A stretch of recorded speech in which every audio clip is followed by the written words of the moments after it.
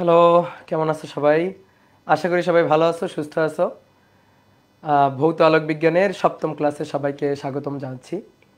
আশা করি আমার ভয়েস ঠিকঠাক মতো শুনতে পাচ্ছ এবং স্ক্রিনের লেখাও ঠিকঠাক মতো দেখতে পাচ্ছ তোমরা। ভাইয়া গলার কি হয়েছে? গলার তো ঠিকই আছে, গলার কোনো সমস্যা হয়নি, একটু ঠান্ডা লাগছে আর কি, একটু ঠান্ডা লাগছে। তো চলো, আমরা গতদিন হচ্ছে ব্যতিচারটা শেষ করছি। ব্যতিচারের যাবতীয় যত আলোচনা আমাদের শেষ। বোর্ড বই একটা টপিক ছিল না ব্যতিচারের, তো সেই জিনিসটাও আমরা আলোচনা করছি। যদি কোনো একটা চিরের সামনে একটা স্বচ্ছ প্রতিসারক মাধ্যম থাকে, তাহলে সেই ক্ষেত্রে সেন্ট্রাল ম্যাক্সিমা যেখানে হওয়ার কথা সেখানে হবে না, সেন্ট্রাল ম্যাক্সিমা শিফট হয়ে যাবে। বিশেষ করে সকল ডোরাগুলাই শিফট হয়ে যাবে। তো সেই ডোরাগুলা কতটুকু শিফট হয়ে যাবে, কয়টা ডোরা শিফট হয়ে যাবে, ঠিক আছে, তার হিসাব নিকাশগুলো আমরা গত ক্লাসে দেখছি। তো আজকের ক্লাসে আমরা নতুন একটা টপিক পড়বো, খুবই ইম্পর্টেন্ট একটা টপিক, সেটা হচ্ছে অপবর্তন বা ডিফ্র্যাকশন। এই অধ্যায়ে মূলত আমরা আলোর বেঁকে যাওয়ার তিনটা ফেনোমেনা নিয়ে আলোচনা করি, যেগুলো আমরা তরঙ্গ তত্ত্ব দিয়ে ব্যাখ্যা দিতে পারি। হাইগেন্সের তরঙ্গ তত্ত্ব, এটা দিয়ে ব্যাখ্যা দেওয়া যায়, কণা তত্ত্ব দিয়ে ব্যাখ্যা দেওয়া যায় না। তো একটা ছিল ব্যতিচার, একটা হচ্ছে অপবর্তন এবং একটা সমবর্তন। তো আজকে আমরা অপবর্তনটা নিয়ে আলোচনা করব, অর্থাৎ সেকেন্ড টপিকটা নিয়ে আলোচনা করব। তো ব্যতিচার এটা ছিল হচ্ছে এই অধ্যায়ের সবচেয়ে ইম্পর্টেন্ট এবং সবচেয়ে বড় টপিক আর কি। তো এটা আমরা আলোচনা করে ফেলছি। এখন অপবর্তন এবং সমাবর্তন, এই দুইটার আলোচনা। তো আজকের ক্লাসে চলো আমরা শুরু করি অপবর্তন। তো সবাই একটু খাতা কলম নিয়ে বসে পড়ো, হেডিংটা লিখে ফেলো, অপবর্তন। অপবর্তন বা ইংরেজিতে এটাকে বলা হয় ডিফ্র্যাকশন। অপবর্তন বা ডিফ্র্যাকশন। অপবর্তন এটা আলোর বেঁকে যাওয়ার একটা ঘটনা। যখন কোনো সরু চির বা প্রতিবন্ধকের ধার ঘেঁষে আলো নির্গত হবে, তখন আলো বেঁকে যাবে এবং আলো বেঁকে কোথায় প্রবেশ করবে? আলো বেঁকে জ্যামিতিক ছায়া অঞ্চলের মধ্যে প্রবেশ করবে। তো সরু চির বা প্রতিবন্ধকের ধার ঘেঁষে আলো চলার পথে আলো বেঁকে জ্যামিতিক ছায়া অঞ্চলে প্রবেশ করার এই ঘটনাটাকে বলা হয় অপবর্তন। তো আমরা চিত্র এঁকে ব্যাপারটা বুঝবো। তো তার আগে চলো আমরা একটু সংজ্ঞাটা লিখে ফেলি। তাহলে আলো চলার পথে সরু চির বা প্রতিবন্ধকের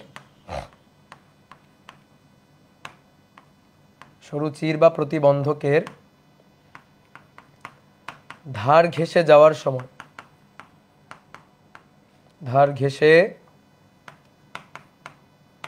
সময় আলোর বেঁকে জ্যামিতিক ছায়া অঞ্চল বা জ্যামিতিক অন্ধকার অঞ্চলে প্রবেশ করার ঘটনাকে জ্যামিতিক ছায়া অঞ্চলে প্রবেশ করার ঘটনাকে অপবর্তন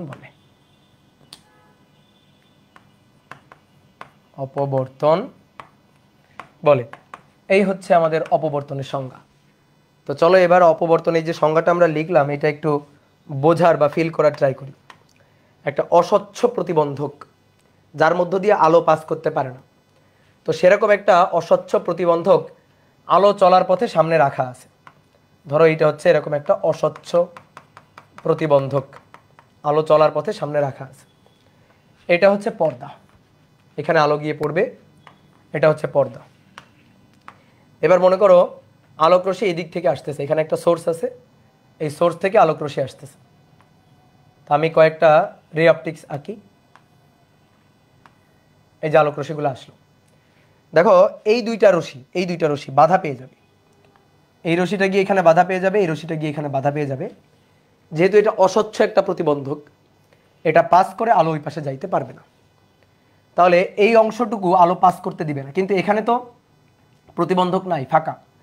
তাহলে এই যে তিনটা রে আছে, এইগুলা কিন্তু পাস করে চলে আসবে। তাহলে এই রেটা সোজা পাস করে এখানে চলে আসবে, এই রোটা সোজা পাস করে এখানে চলে আসবে, এই রেটা এই যে চির বলতেছি প্রতিবন্ধকের এই যে ধার ঘেঁষে, ধার মানে কিনারা, প্রতিবন্ধকের এই যে ধার, এই ধার ঘেঁষে সোজা পর্দার উপর এসে এই পয়েন্টে পড়বে।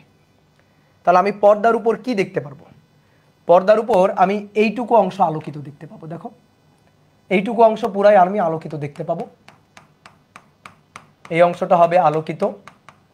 আর নিচের এই যে অংশটা, এই অংশটা হবে ডার্ক, এই অংশটা হবে অন্ধকার। তাহলে কি হলো, সরু চির, এই যে মানে এখানে তো চির না, এখানে প্রতিবন্ধক, তাহলে সরু প্রতিবন্ধক, একটা তীক্ষ্ণ প্রতিবন্ধক, তার ধার ঘেঁষে আলো চলছে, গিয়ে কি করবে, এইটুকু আলো অঞ্চল যেখানে বাধা নাই, দেখো আলো পাস করে চলে আসবে সামনের দিকে, কিন্তু এই প্রতিবন্ধকে আলো বাধা পেয়ে গেছে, সুতরাং আলো পাস করে সামনে যেতে পারবে না। তাহলে এইটুকু আমাদের ডার্ক হবে, এটুকু আলোকিত অঞ্চল হবে। তো এটাই তো হওয়ার কথা, এটাই তো আমাদের এক্সপেকটেশন, তাই না? এটাই হচ্ছে আমাদের এক্সপেকটেশন, এটা হওয়ার কথা, হওয়ার কথা। এইবার শোনো, এটা হওয়ার কথা, এটা আমাদের এক্সপেকটেশন। এটা হচ্ছে আলো সরল রেখায় চললে, জ্যামিতিক নিয়ম অনুসরণ করলে আলো চলার পথে সরল রেখায় চলে। যদি কোনো প্রতিবন্ধক পাই, বাধা পেয়ে আটকে যাবে, ঠিক আছে? আর যদি প্রতিবন্ধক না থাকে তাহলে আলো সোজা চলবে, রে অপটিক্সগুলা সরল রৈখিক হবে। সরল রৈখিক হয়েছে, তাহলে জিওমেট্রিক নীতি অনুসরণ করে, জ্যামিতিক আলোক বিজ্ঞানের কথাবার্তা। তাহলে জ্যামিতিক আলোক বিজ্ঞানের নীতি অনুযায়ী আমাদের এইটুকু অংশ হবে জ্যামিতিক আলো অঞ্চল, জিওমেট্রিক্যাল রাইট রিজিয়ন হবে, জ্যামিতিক আলো অঞ্চল বা জিওমেট্রিক্যাল লাইট রিজিয়ন। আর এইটুকু অঞ্চল হবে জ্যামিতিক অন্ধকার অঞ্চল, জ্যামিতিক অন্ধকার অঞ্চল বা জ্যামিতিক ছায়া অঞ্চল। কেন বলা হচ্ছে জ্যামিতিক? এই যে আলো সরল রেখায় চলে, আলো বাঁকে নাই, বাঁকলে তো আলো এখানে চলে আসবে, তাই না? তাহলে আলো বাঁকে নাই, সরল রেখায় চলছে, তো এই কারণে জ্যামিতিক আলো অঞ্চল, জ্যামিতিক অন্ধকার অঞ্চল এরকমই তৈরি করবে, এটাই আমাদের এক্সপেকটেশন। কিন্তু রিয়েলিটি এটা না, রিয়েলিটি একটু ভিন্ন। তুমি যদি খুব ভালোভাবে, খুবই সূক্ষ্মভাবে এই পর্দায় আলো ছায়া এই যে অঞ্চলটা, আলো এবং ছায়া, এই অঞ্চলটা, এই মাঝখানের এই যে বর্ডারটা, এটা যদি তুমি খুব ভালো করে,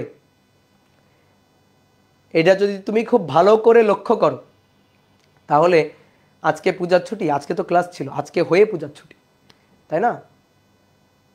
পূজার ছুটির আগে কি শেষ হবে? না না, কেন শেষ হবে? কেবল 7টা ক্লাস, আজকে 7টা ক্লাস, আজকে 7টা ক্লাসে শেষ হয়, তাই না?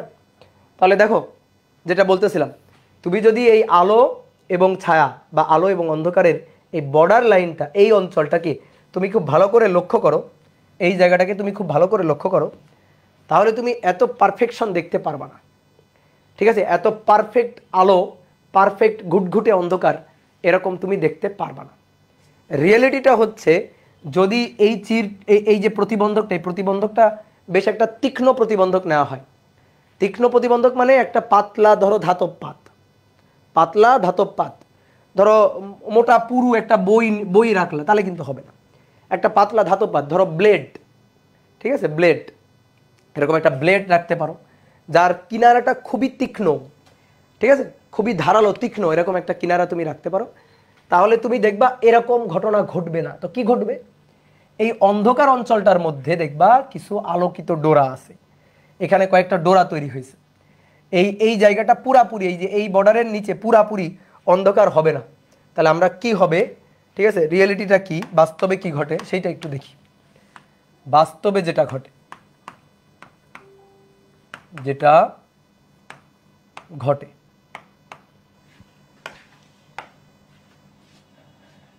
এটা হচ্ছে আমাদের প্রতিবন্ধক, আর এটা হচ্ছে পর্দা, এটা হচ্ছে পর্দা। তাহলে আলো সোজা এই যে প্রতিবন্ধক ঘেঁষে এখানে চলে আসলো, এটা চলে আসলো এখানে, তাহলে উপরের এই অংশটা হবে আলোকিত, এই রেটা বাধা পেয়ে যাচ্ছে, এটা বাধা পেয়ে যাচ্ছে, এটা বাধা পেয়ে যাচ্ছে, ওই পাশে আর যাইতে পারবে না। তাহলে আমাদের এক্সপেকটেশন ছিল যে এইটুকু হবে পুরাই আলোকিত, আর নিচের এইটুকু হবে পুরা অন্ধকার। কিন্তু রিয়েলিটি যেটা, সেটা হচ্ছে এই অন্ধকার অঞ্চলের মধ্যে, মানে এই যে আলোকিত অঞ্চল শেষ হওয়ার পরে একেবারে পারফেক্টলি অন্ধকার অঞ্চল শুরু হয় না। এই বর্ডার লাইনটা এত তীক্ষ্ণ হয় না, ঠিক আছে? এত পারফেকশন এখানে থাকে না। কি হয়, তুমি দেখবা এই অন্ধকার অঞ্চলের মধ্যে এইখানে এরকম একটা আলোক ডোরা, তারপরে আলোক ডোরাটা আরেকটু পরে, মানে তারপরে একটু অন্ধকার, তারপরে আবার একটা আলোক ডোরা, কিন্তু আলোক ডোরাটা আগের তুলনায় অনেক ছোট হয়ে আসছে, তারপরে আবার একটা আলোক ডোরা, তারপরে আবার ছোট্ট একটা আলোক ডোরা, এইভাবে আস্তে আস্তে আস্তে আস্তে আস্তে আস্তে অন্ধকারের সাথে মিলাই গেছে, ঠিক আছে? তার মানে একেবারে পারফেক্ট আলো অঞ্চল অন্ধকার অঞ্চলের বর্ডার হবে না। নিচের দিকে হ্যাঁ ডার্ক বা অন্ধকার হবে, কিন্তু সেটা কি হবে, আস্তে আস্তে আলো তাকে ছেড়ে দিবে আর কি। আলো অন্ধকারের কাছে আস্তে আস্তে স্যালেন্ডার করবে। যে প্রথমে পুরাটাই দেখো আলোকিত, তারপরে ছোট্ট একটা আলোক ডোরা, তারপরে আবার অন্ধকার, তারপরে আলোক ডোরাটা আরও ছোট হয়ে গেছে, তারপরে আবার অন্ধকার, অন্ধকার আস্তে আস্তে গাঢ় হচ্ছে বা বড় হচ্ছে, তারপরে আবার সামান্য একটু আলো, তারপরে আবার সামান্য একটু আলো, এইভাবে একটু পরে দেখবা পুরাটাই ডার্ক। তাহলে কি হইলো, এইটুকু কিন্তু আমাদের জ্যামিতিক, দেখো জ্যামিতিক, এই যে আমাদের এই আগের চিত্রটা লক্ষ্য করো, এইটুকু আমাদের জ্যামিতিক অন্ধকার অঞ্চল হওয়ার কথা ছিল, জিওমেট্রি নীতি অনুযায়ী এইটুকু হওয়ার কথা ছিল জ্যামিতিক অন্ধকার অঞ্চল, জ্যামিতিক অন্ধকার বা ছায়া অঞ্চল হওয়ার কথা ছিল জিওমেট্রি নীতি অনুযায়ী। আর উপরের এইটুকু হচ্ছে জ্যামিতিক আলো অঞ্চল, জ্যামিতিক আলো অঞ্চল। তাহলে কি ঘটনা ঘটছে, জ্যামিতিক অন্ধকার অঞ্চলের মধ্যে আলো প্রবেশ করছে, জ্যামিতিক অন্ধকার অঞ্চলের মধ্যে আলোক ডোরা তৈরি হয়েছে। আলো যদি সরল রেখায় চলে তাহলে তো এখানে কোনোভাবেই এই আলোক ডোরা আসার কথা না, হওয়ার কথা না, তার মানে আলো অবশ্যই বেঁকে গেছে। তাহলে আলো অবশ্যই বেঁকে গেছে, কিভাবে বেঁকে গেছে, এই যে প্রতিবন্ধক, এই প্রতিবন্ধকের ধার ঘেঁষে আসার সময় বেঁকে গেছে আলো। এই প্রতিবন্ধকের ধার ঘেঁষে যখন আসে তখন আলো বেঁকে আসছে, এই যে ধার ঘেঁষে আসার সময় আলো বেঁকে আসছে। তা আলো বেঁকে আসতে পারে কিভাবে, আলো যদি সরল রৈখিক রশ্মি হয় তাহলে তো আলো বাঁকবে না, আলো সরল রেখায় চললে তো বাঁকার কথা না। তাহলে আলো বাঁকতে পারে কিভাবে, বাঁকতে পারে কোন নীতি অনুযায়ী আমরা এটা ব্যাখ্যা করতে পারি। ঠিক আছে, এই আলোটা কি একবর্ণী আলো, নর্মালি একবর্ণী আলো হলে ভালো হয়, কিন্তু একবর্ণী আলো না হইলেও কিন্তু হবে, এই ঘটনাটা একবর্ণী আলো না হলেও ঘটবে, সূর্যের আলো দিয়েও কিন্তু অপবর্তন ঘটে। তাহলে আলো বেঁকে আসতে পারে কি হলে, তরঙ্গ হলে।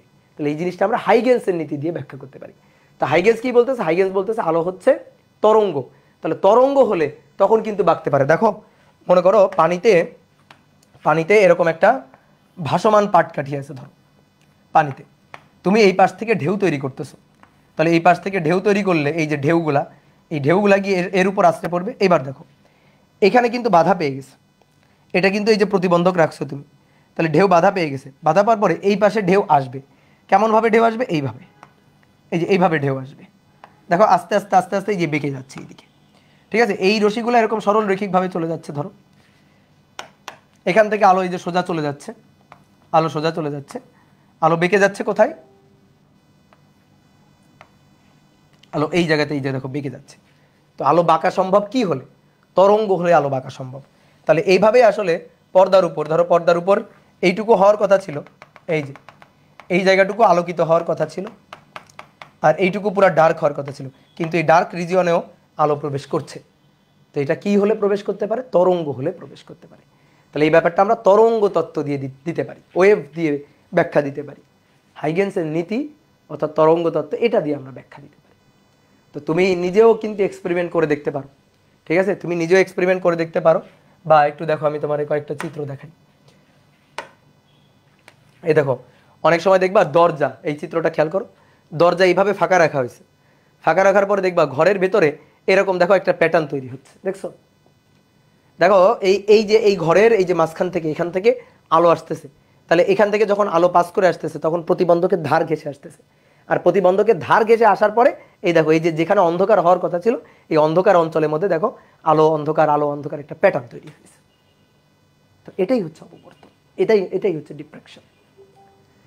ঠিক আছে, এইবার তারপরে দেখো অনেক সময় এই যে মেঘের ধার ঘেঁষে যখন আলো বের হয়ে আসে না, এই যে দেখো মেঘের ধার ঘেঁষে যখন আলো বের হয়ে আসে তখনও কিন্তু আলো বেঁকে যায়। তা আলোর এই যে মেঘের ধার ঘেঁষে সূর্যের আলো বের হয়ে আসার সময় এখানেও কিন্তু অপবর্তন ঘটে, এটাও কিন্তু ডিফ্রাকশনের একটা উদাহরণ।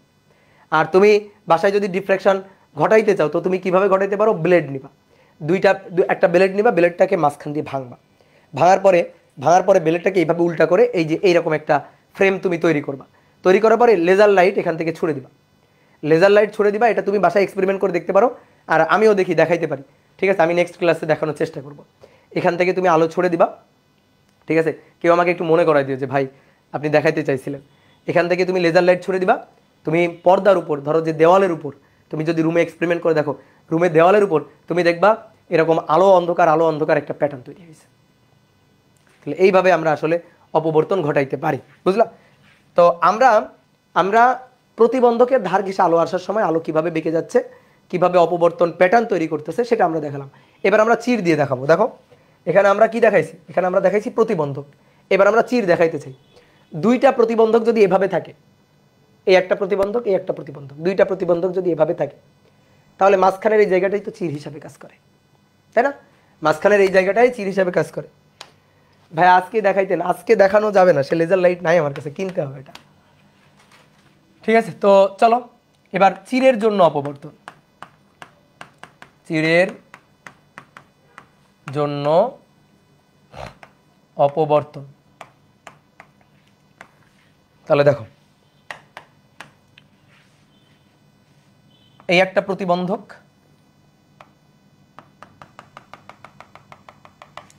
আর এরকম আরো একটা প্রতিবন্ধক ঠিক উল্টা করে রাখা হয়েছে। এই যে আর একটা প্রতিবন্ধক উপরে,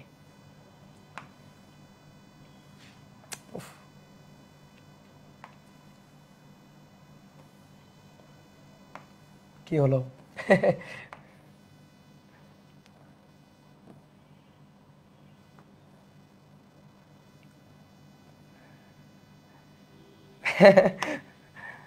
কি ঝামেলা হইলো বলো তো? আচ্ছা হইলো কোনো মতে। এই দেখো দুইটা প্রতিবন্ধক এইভাবে রাখা হয়েছে, তাহলে মাঝখানের এই জায়গাটা একটা চির হিসাবে কাজ করবে। তাহলে এবার মনে করো এখান থেকে আলোক রশ্মি আসতেছে, এটা বাধা পেয়ে গেল, এই রেটা বাধা পেয়ে গেল, কিন্তু এই রেটাই যে প্রতিবন্ধকের ধার ঘেঁষে বের হয়ে আসবে, এই যে প্রতিবন্ধকের ধার ঘেঁষে বের হয়ে আসবে, এই রেটা প্রতিবন্ধকের ধার ঘেঁষে বের হয়ে আসবে, এই রেটা বাধা পেয়ে গেল, এই রেটা আবার বাধা পেয়ে গেল। ঠিক আছে, ধরো এইটা হচ্ছে পর্দা, এটা হচ্ছে পর্দা। তাহলে আমি পর্দার উপর এইটুকু অংশ আলোকিত দেখতে পাবো। দেখো এই জায়গাটুকু আলোকিত দেখতে পাবো, এই জায়গাটুকু আলোকিত, এটা হচ্ছে কেন্দ্রীয় উজ্জ্বল। ঠিক আছে, এই জায়গাটুকু পুরা আলোকিত। ঠিক আছে, আলো তুমি সরল রেখায় যদি চিন্তা করো তাও এখানে পৌঁছাবে, বাধা নাই। আলো যদি তরঙ্গ হয় তাও এখানে পৌঁছাবে, আলো এই যে মাঝখানে পৌঁছাবেই, এখানে পৌঁছাবেই। আর এর উপরের অংশটা অন্ধকার, নিচের অংশটা অন্ধকার।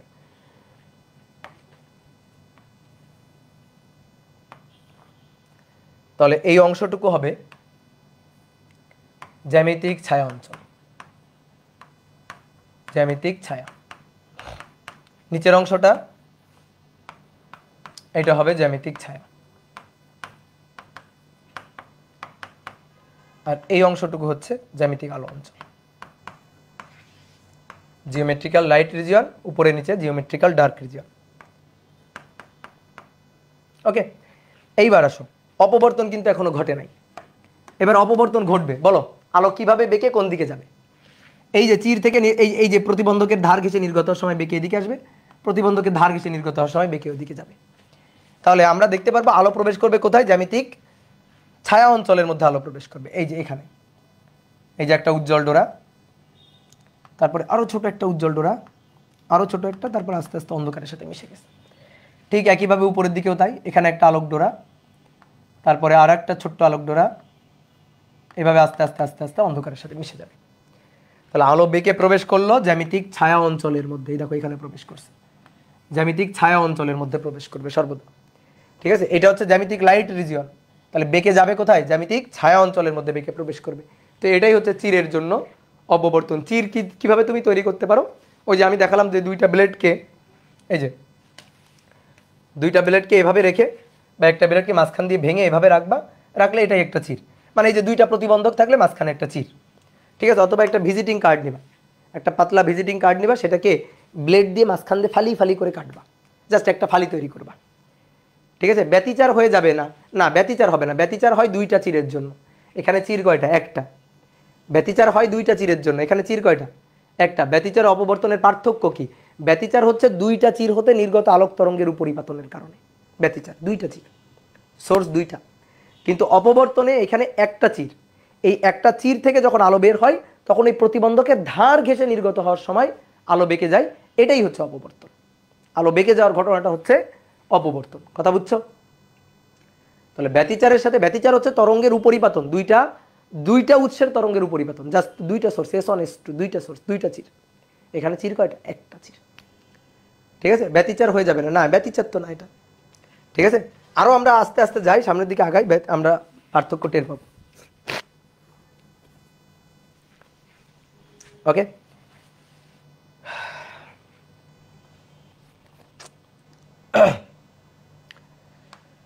তাহলে এবার আসো সংজ্ঞাটা, তাহলে আমরা কি লিখছিলাম দেখো সংজ্ঞাটা, আলো চলার পথে সরু চিড় বা প্রতিবন্ধকের, এটা প্রতিবন্ধক, তারপরে এটা হচ্ছে চিড়, তাহলে সরু চিড় বা প্রতিবন্ধকের ধার ঘেঁষে যাওয়ার সময় আলো বেঁকে জ্যামিতিক ছায়া অঞ্চলের মধ্যে প্রবেশ করে, এই ঘটনাটাই হচ্ছে অপবর্তন।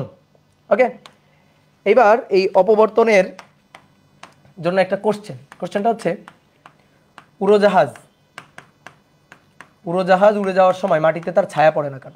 2 মার্কের কোশ্চেন আসে। উড়োজাহাজ উড়ে যাওয়ার সময় মাটিতে তার ছায়া পড়ে না কেন? কেন ছায়া পড়ে না? কারণ অপবর্তনের কারণ। সহজ হিসাব, অপবর্তনের কারণে। অপবর্তনের কারণে। এবার কথা হচ্ছে কিভাবে, দেখো মনে করো এই যে একটা বিমান বা একটা উড়োজাহাজ উড়ে যাচ্ছে, উপর থেকে আলো পড়তেছে, সূর্যের আলো পড়তেছে, তো এই আলো বাধা পেয়ে যাবে। এবার দেখো এই যে এর ঠিক মাথা ঘেঁষে যখন আলো আসতেছে তখন এইভাবে আসবে, এখান থেকে যখন আলো আসতেছে তখন এই যে এটা একটা প্রতিবন্ধক হিসাবে কাজ করতেছে, আলো চলার পথে একটা প্রতিবন্ধক, এই যে প্রতিবন্ধকের ধার ঘেঁষে আলো আসতেছে, এটা ধরো ভূমি, এটা হচ্ছে ভূমি। ওকে, তাহলে দেখো ছায়া পড়ার কথা ছিল, কিন্তু আলো এখানে আসবে, আলো এইখানে আসবে, তাহলে এই প্রতিবন্ধকের জন্য এইটুকু না জ্যামিতিক ছায়া হওয়ার কথা ছিল।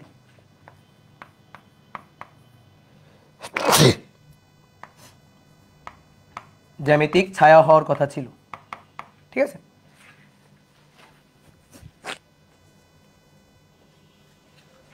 দেখো এখান থেকে আলো এসে এখানে পড়বে, সূর্যের আলো এসে এখানে পড়বে, সূর্যের আলো এখানে পড়বে, সূর্যের আলো এসে এখানে পড়বে, তাহলে এই অংশটুকু জ্যামিতিক আলো অঞ্চল, জ্যামিতিক আলো অঞ্চল, এইটুকু হচ্ছে জ্যামিতিক ছায়া। তাহলে এখানে একটা উড়োজাহাজের এরকম ছায়া পড়তো আর কি, এখানে একটা উড়োজাহাজের ছায়া পড়তো, উড়োজাহাজের ছায়া পড়ার কথা ছিল এখানে, ঠিক আছে। বা অপবর্তনকে কি এক ধরনের ব্যতিচার বলা যায়? হ্যাঁ বলা যায়, এটা সত্যি কথা, বলা যায়। তো এবার আসো দেখো এইখানে উড়োজাহাজের ছায়া হওয়ার কথা ছিল, তো আমরা উড়োজাহাজের ছায়া পড়তে দেখি না, যদি অনেক উপর দিয়ে উড়োজাহাজ উড়ে যায়। অনেকে বলতে ভাই ল্যান্ড করার সময় বা উড়োজাহাজ যখন উড্ডয়ন করে তখন তো ছায়া পড়ে, হ্যাঁ তখন পড়ে, কিন্তু উড়ে অনেক উপরে উঠে গেছে তখন তো ছায়া পড়ে না। বাট দেখো তো ছায়া পড়ার কথা ছিল না, উড়োজাহাজ যত উপর দিয়ে উড়ুক, তো সূর্য তো অনেক দূরে আছে, উড়োজাহাজ যত উপর দিয়েই উড়ুক ছায়া তো পড়ার কথা ছিল, এইটুকু ছায়া তো পড়বেই, পড়ার কথা ছিল না, কিন্তু ছায়া পড়ে না কেন? ছায়া পড়ে না তার কারণ হচ্ছে আলো বেঁকে আসে, তাই আলোর বেঁকে যাওয়ার ঘটনাটাই হচ্ছে অপবর্তন, এই অপবর্তনের কারণে আলো আর ছায়া পড়ে না। তো কিভাবে দেখো, এই যে এটা হচ্ছে এই যে ধার, কিনারা ঘেঁষে আলো আসার পথে আলো এইভাবে বেঁকে চলে আসে, ঠিক আছে।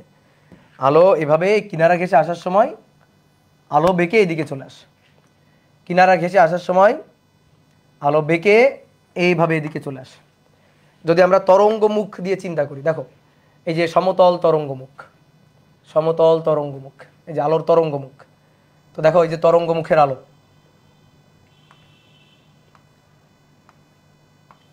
দেখো এই যে তরঙ্গ আকারে বেঁকে যাচ্ছে, এই যে বেঁকে যাচ্ছে, এই যে বেঁকে যাচ্ছে তরঙ্গ আকারে,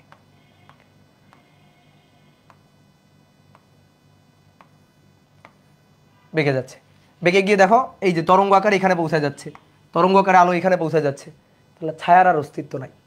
তাহলে আলো কি করছে? আলো জ্যামিতিক ছায়া অঞ্চলের মধ্যে প্রবেশ করে গেছে, ঠিক আছে। এটা মুছে ফেললাম, ভালো দেখাচ্ছে না চিত্র, জাস্ট বোঝানোর জন্য আঁকলাম।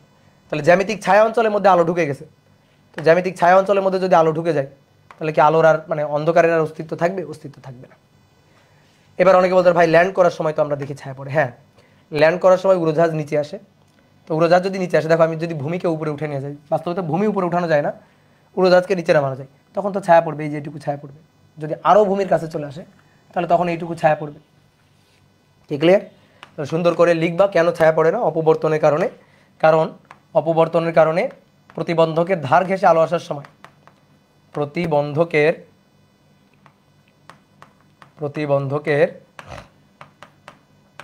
ধার ঘেঁষে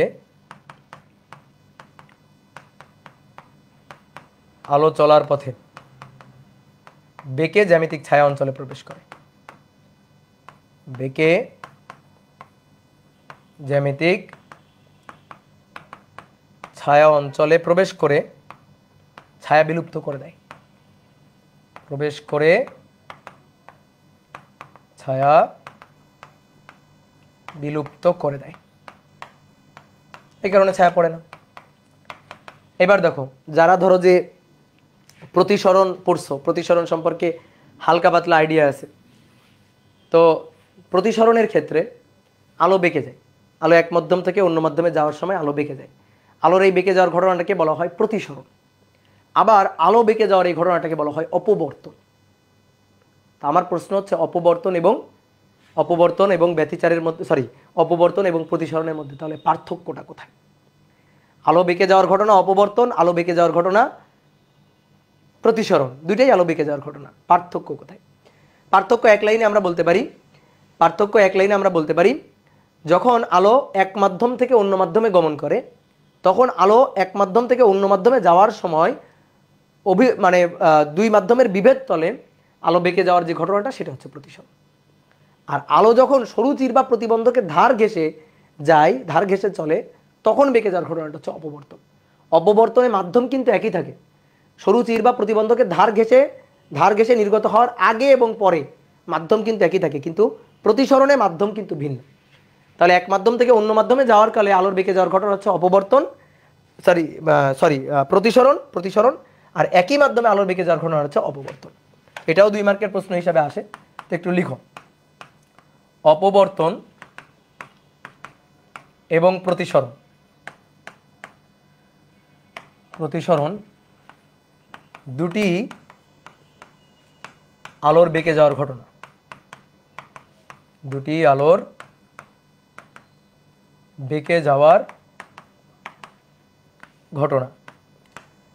তো এদের মধ্যে তাহলে পার্থক্য কোথায়?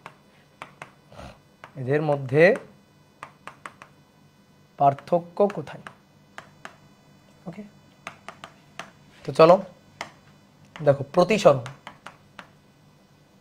ধরো আলো বায়ু মাধ্যম থেকে বা শূন্য মাধ্যম থেকে পানি মাধ্যমে প্রবেশ করবে। ধরো এখানে কোনো একটা স্বচ্ছ প্রতিসারক, ধরো পানি মাধ্যমে আছে, এটা হচ্ছে অভিলম্ব, এটা হচ্ছে আলোক রশ্মি। এসে দেখো সোজা এইভাবে যাওয়ার কথা ছিল, কিন্তু এভাবে আলো যাবে না, আলো বেঁকে এইদিকে যাবে, এই যে বেঁকে গেল। এই কোণটা আপতন কোণ আই, আর এই কোণটা প্রতিসরণ কোণ আর। তাহলে এই মাধ্যম সাপেক্ষে এই মাধ্যমের প্রতিসরণ কোণ mu equal to sine i divided by sine r. এই যে হচ্ছে প্রতিসরণের সূত্র। তাহলে আলো এক মাধ্যম হতে অন্য মাধ্যমে গমনকালে, আলো এক মাধ্যম হতে অন্য মাধ্যমে গমনকালে মাধ্যমদ্বয়ের বিভেদ তলে,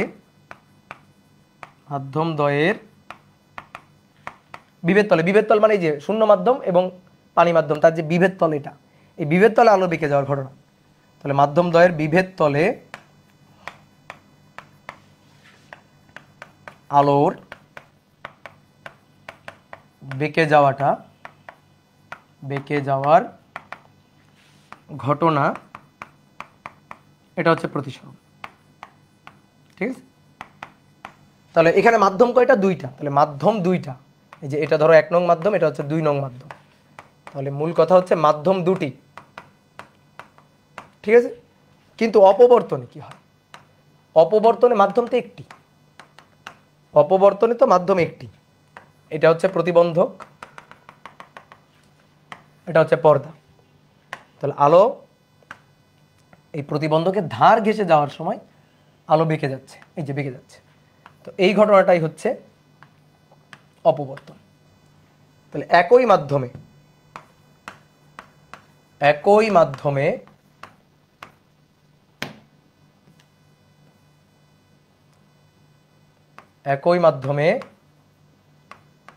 প্রতিবন্ধকের ধার ঘেঁষে নির্গত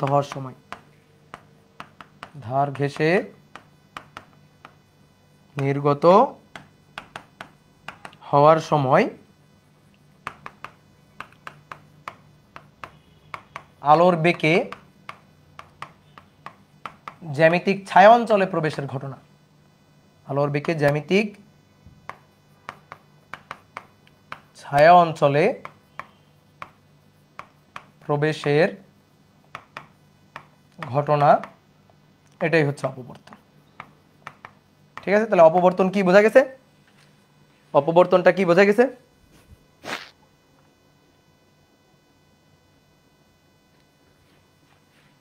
আইডিয়াল গ্যাস কবে শুরু হবে? এই তো শুরু হবে সামনের বছর। 1 বছর তো শেষ হয়ে গেছে, তোমাদের তো শেষ হয়ে গেছে, 26-এর সাথে শুরু হবে।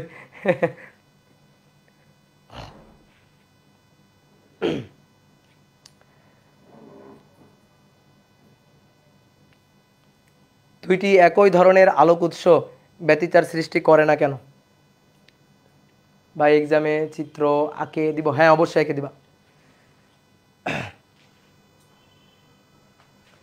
তোমার প্রশ্নটা বুঝি না, দুইটি একই ধরনের আলোক উৎস ব্যতিচার সৃষ্টি করে না কেন, এটা বুঝি নাই। দুইটি একই ধরনের, শোনো, আলোক উৎস ব্যতিচার সৃষ্টি করার জন্য কি হইতে হবে? বিস্তার সেম হইতে হবে, তরঙ্গ দৈর্ঘ্য সেম হইতে হবে, একই মাধ্যমে থাকতে হবে। তো তুমি যদি দুইটা আলাদা উৎস নাও, ঠিক আছে, একটা সোর্স নিলে সুবিধা হয় কি, ধরো একটা সোর্স নিলা, নিয়ে দুইটা চির রাখলা, তাহলে এই দুইটা চিরে যে আলো এসে পড়বে সেটার প্রাইমারি সোর্স এটা, মাতৃ সোর্স এইটা, আর এই দুইটা সেকেন্ডারি সোর্স হিসেবে কাজ করে। তুমি যদি দুইটা আলাদা সোর্স নাও, ধরো এই একটা সোর্স আর এই একটা সোর্স, দুইটা আলাদা সোর্স নাও, ধরো একই ধরনের সোর্স নিলা, কিন্তু দুইটা আলাদা সোর্স নিলে ব্যতিচার ঘটনাটা খুবই ডিফিকাল্ট বা টাফ। কেন? কারণ এদের বিস্তার, তরঙ্গ দৈর্ঘ্য, মানে এগুলা ইন্টেন্সিটি, এগুলা সেম রাখা খুব ডিফিকাল্ট, খুবই ডিফিকাল্ট।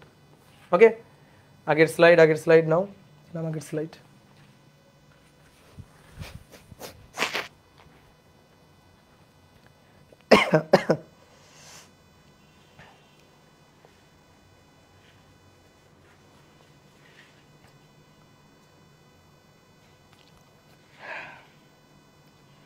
হয়েছে? এবার আসো, অপবর্তন কয় প্রকার? অপবর্তন 2 প্রকার। একটা হচ্ছে ফ্রেনেল শ্রেণী অপবর্তন, আর একটা হচ্ছে ফ্রনহোফার শ্রেণীর অপবর্তন। ফ্রেনেল এবং ফ্রনহোফার হচ্ছে দুইজন বিজ্ঞানী। তাহলে আসো একটু লিখি আমরা। অপবর্তন এটা কয় প্রকার? এটা 2 প্রকার।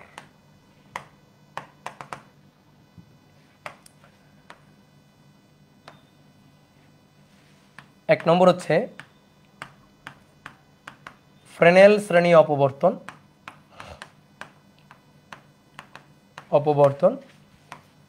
আর 2 নম্বর হচ্ছে বিজ্ঞানী ফ্রনহোফার শ্রেণীর অপবর্তন। ফ্রনহোফার শ্রেণীর অপবর্তন। ফ্রেনেল শ্রেণীর অপবর্তনে বলা হচ্ছে চির হতে উৎস এবং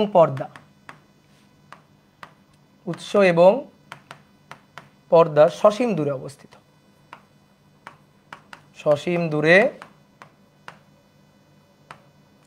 অবস্থিত। আর আরেকটা কথা এখানে বলা হচ্ছে, চিরে প্রবেশ করা আলো প্রবেশকৃত আলোর তরঙ্গমুখ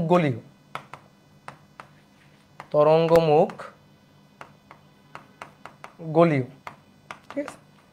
আর ফ্রনহোফার শ্রেণীর অপবর্তনে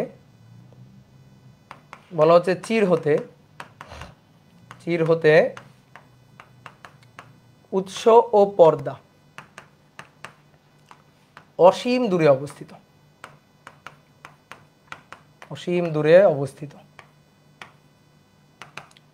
আর 2 নম্বর হচ্ছে চিরে প্রবেশকৃত আলোর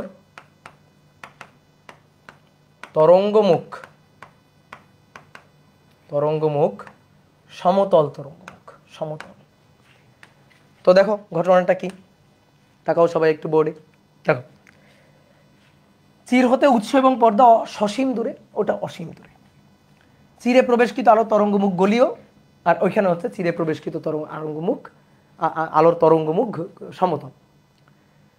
তো এবার শোনো ঘটনাটা কি, আমরা একটু আগে যে চিত্র আঁকছি সেটা হচ্ছে মূলত ফ্রনহফার শ্রেণীর অপবর্তন। ফ্রনহফার শ্রেণীর অপবর্তনে কোনো লেন্স ব্যবহার করা হয় না। সরি সরি সরি সরি উল্টা বলে ফেলছি। আমরা একটু আগে যে চিত্র আঁকছি সেটা মূলত ফ্রেনেল শ্রেণীর অপবর্তন, আর ফ্রেনেল শ্রেণীর অপবর্তনে মূলত কোনো লেন্স ব্যবহার করা হয় না। ফ্রনহফার শ্রেণীর অপবর্তনে লেন্স ব্যবহার করা হয়। কেন লেন্স ব্যবহার করা হয়? ডোরা স্পষ্ট পাওয়া যায়। দেখো মনে করো এইটা একটা উৎস আছে, এই যে একটা সোর্স, এই সোর্সের সামনে এখানে একটা এই যে প্রতিবন্ধক রাখা আছে।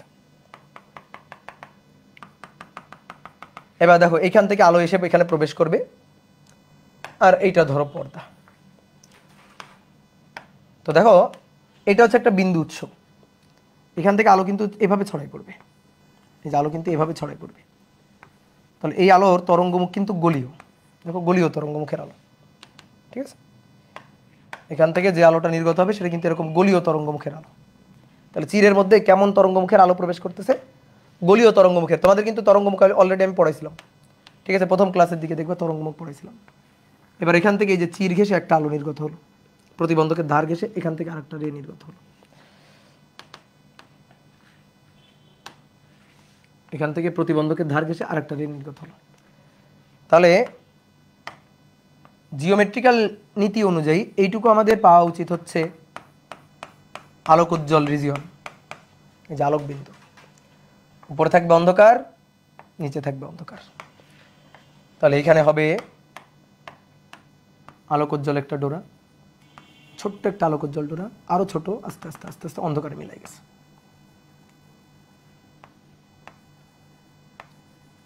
এই যে এইভাবে অপবর্তন ঘটবে আর কি, ঠিক আছে। তাহলে চিরে প্রবেশ করতেছে যে আলোটা, সেই আলোর তরঙ্গমুখ হচ্ছে, দেখো চিরে যে আলো প্রবেশ করতেছে সেই আলোর তরঙ্গমুখ গলীয় তরঙ্গমুখের আলো, গলীয় তরঙ্গমুখের আলো প্রবেশ করতেছে।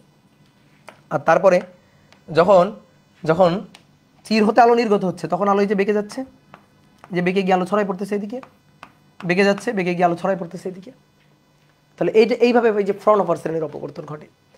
দেখো চির হতে উৎস এবং পর্দা সসীম দূরে, একটা নির্দিষ্ট দূরত্বে অবস্থিত, ঠিক আছে, নির্দিষ্ট সসীম দূরত্বে অবস্থিত, অসীম দূরে না। এবার হয় কি, যে ফ্রনহফার শ্রেণীর অপবর্তনে ডোরাটা এত স্পষ্ট হয় না। যেমন দেখো এই যে এটা হচ্ছে ফ্রনহফার শ্রেণীর অপবর্তনের চিত্র, মাঝখানে একেবারে আলোক উজ্জ্বল ডোরা, তারপরে দেখো খুবই সরু একটা অন্ধকার ডোরা, তারপরে আবার আলো, আবার অন্ধকার, আলো অন্ধকার, এরপর দেখো আস্তে আস্তে অন্ধকার মিলাই গেছে, মানে আলো অন্ধকারের সাথে মিলে গেছে আর কি। মাঝখানেটা খুব স্পষ্ট, তারপরে একটু অস্পষ্ট, তারপরে আরও অস্পষ্ট, তারপরে আরও অস্পষ্ট, আস্তে আস্তে না মানে আলোর ইন্টেন্সিটিটা দেখো কমছে। তো এইটা হচ্ছে এই যে ফ্রনহফার শ্রেণীর অপবর্তন, ঠিক আছে। এটা হচ্ছে এই যে ফ্রেনেল শ্রেণীর দূর, এটা হচ্ছে ফ্রেনেল শ্রেণীর অপবর্তন। তো আমরা চাই যেন এই ডোরাগুলা, বিন্দুগুলা খুবই স্পষ্ট হয়। তখন আর একটা চিত্র একটু দেখাই, এই দেখো, এটা দেখো, এই যে আলো এখান থেকে গিয়ে তরঙ্গ আকারে বেঁকে গেছে, বেঁকে গিয়ে দেখো পর্দায় এরকম ডোরা তৈরি করছে, মাঝখানেটা খুবই উজ্জ্বল, তারপরে আস্তে আস্তে উজ্জ্বলের ইন্টেন্সিটি কমছে, নিচের দিকে আস্তে আস্তে উজ্জ্বলের ইন্টেন্সিটি কমতেছে। তো এই হচ্ছে ঘটনা অপবর্তনের, এই ঘটনাটা ঘটবে আর কি।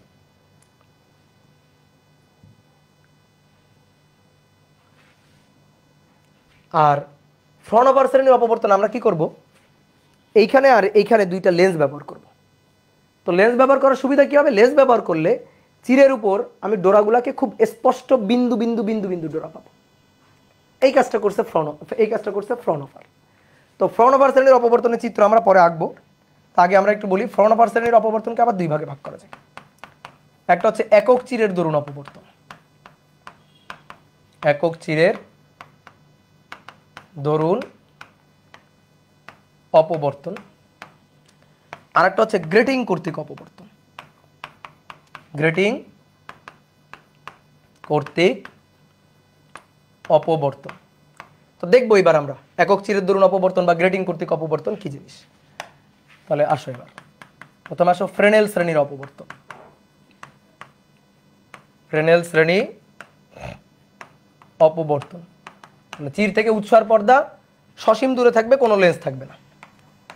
চির হতে উৎস ও পর্দা সসীম দূরে, সসীম দূরে, কোনো লেন্স ব্যবহার করব না, কোনো লেন্স ব্যবহার হবে না। তাহলে সেটা হচ্ছে ফ্রেনেল। তাহলে আমরা একটু চিত্র আঁকি। আসো, মনে করো এটা একটা প্রতিবন্ধক, এই প্রতিবন্ধকের মাঝে এইটা হচ্ছে একটা চির, একটা বৃত্তাকার চির। এটাকে তুমি সরল রৈখিক চিরও বানাইতে পারো, এরকম ফালি করেও কাটতে পারো। তা আমরা এখানে একটা বৃত্তাকার চির নিলাম।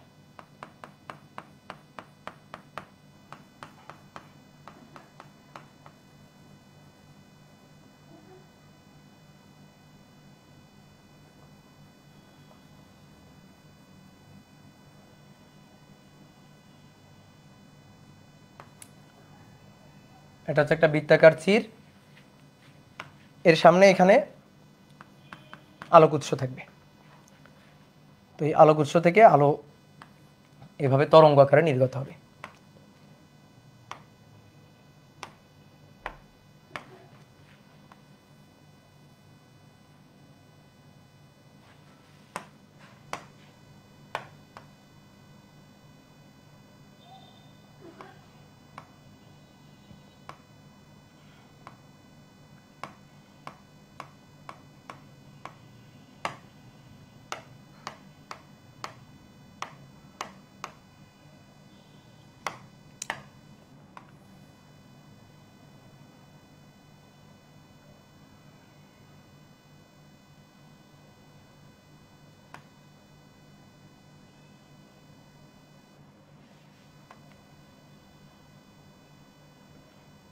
এই যে দুইটা রে দেখালাম। হ্যাঁ,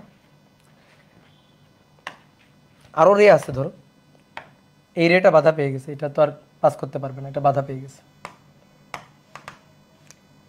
তারপর এই রেটাও বাধা পেয়ে গেছে, চিরের এখানে এসে বাধা পেয়ে গেছে, এটা আর পাস করতে পারবে না। বাট এই দুইটা না চির ঘেঁষে নির্গত হয়ে আসবে, এসে এই পর্দার উপর এখানে পড়বে। তো পর্দার উপর এখানে পড়বে। একটা কাজ করি, এটা এনে বসাইতে দেখি পারা যায় কিনা। হ্যাঁ,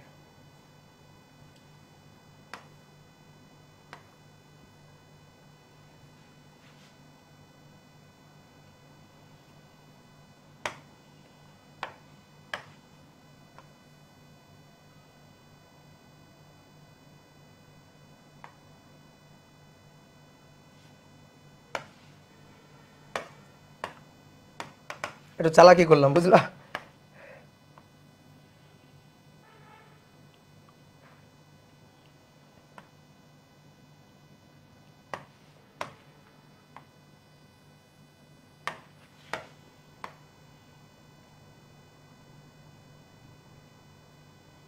এই তাহলে এই ঘটনাটা ঘটবে আর কি।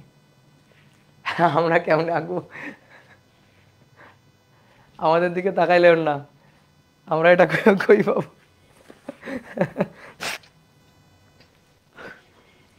আঁকতে হবে না, আঁকতে হবে না, জাস্ট খালি লিখে রাখো, আঁকতে হবে না। কেমনে আঁকবা, কেন আঁকতে পারবো না? আঁকবা, এইভাবে আঁকবা, এই যে এটা আঁকবা, দিয়ে এই যে মাঝখানে কেন্দ্রীয় উজ্জ্বল, ঠিক আছে, তারপরে অন্ধকার, তারপরে আবার একটা উজ্জ্বল, এই তারপরে আরো একটু কম উজ্জ্বল, তারপরে আরো কম উজ্জ্বল, এইভাবে আস্তে আস্তে অন্ধকার মিশে গেছে এরকম। এই তো আঁকা যাবে না কেন? আঁকবো নাকি দেখবো? দেখো, আঁকার দরকার নেই। তো দেখো ডোরাগুলো স্পষ্ট হয় না, ঠিক আছে। এখানে এই যে ডোরাগুলা, এই ডোরাগুলা স্পষ্ট হয় না, ডোরাগুলা স্পষ্ট পাওয়া যায় না, পাওয়া যায় না। আর চিরের মধ্যে যে আলো প্রবেশ করতেছে তার তরঙ্গমুখ গলীয়। দেখো তরঙ্গমুখ গলীয়। এবার আমরা চাইতেছি যেন ডোরাগুলো খুব স্পষ্ট ডোরা পাওয়া যায়। তো বিজ্ঞানী ফ্রনহফার এসে ফ্রেনেলকে সাজেশন দিয়েছে যে বন্ধু একটা কাজ করো, তুমি এখানে একটা লেন্স ব্যবহার করো। এখানে একটা লেন্স ব্যবহার করলে চিরের মধ্যে যে আলোকরশ্মি প্রবেশ করবে সেইগুলো সমান্তরাল আলোকরশ্মি হবে, তাহলে তাদের তরঙ্গমুখ হবে সমতল তরঙ্গমুখ। ওকে, সমতল তরঙ্গমুখের আলো প্রবেশ করবে। তো তুমি এরকম গলীয় তরঙ্গমুখের আলো তো এমনিই ছড়াই যাইতেছে, ঠিক আছে। দেখো এখান থেকে যখন নির্গত হয়েছে তখন কিন্তু আলো এইভাবে ছড়াচ্ছে আর কি, তরঙ্গ আকারে ছড়াচ্ছে। তো বলা হচ্ছে তুমি এই চিরের মধ্যে এমন আলো প্রবেশ করাও যেন সমতল তরঙ্গমুখের আলো প্রবেশ করে, তাহলে ডোরাগুলা স্পষ্ট পাওয়া যাবে। তুমি দুই পাশে দুইটা লেন্স ব্যবহার করবা, কিভাবে পাওয়া যাবে আমি দেখাচ্ছি একটু পরে। তো তখন সেটা হয়ে গেল ফ্রনহফার শ্রেণীর অপবর্তন। তা আসলে আমরা ফ্রনহফার শ্রেণীর অপবর্তনের একক চির দরুন অপবর্তন দেখবো। আমরা কিন্তু ফ্রেনেল নিয়ে আলোচনা করব না, আমাদের মূলত আলোচনা হচ্ছে ফ্রনহফার শ্রেণীর অপবর্তন নিয়ে। তাহলে ফ্রনহফার শ্রেণীর অপবর্তন। আমরা ফ্রনহফার শ্রেণীর অপবর্তন আলোচনা করব কয়টা চিরের জন্য? একটা চিরের জন্য। একটা চির মানে একক চির, একক চিরের দরুন অপবর্তন। তো এইবার আসো মূল আলোচনা, আমাদের এখন থেকে শুরু মূল আলোচনা। আমরা একক চিরের দরুন অপবর্তন দেখতে চাই। তো দেখো এর আগে তোমার আরেকটা জিনিস একটু বুঝতে হবে, সেটা হচ্ছে লেন্সের রশ্মিচিত্র।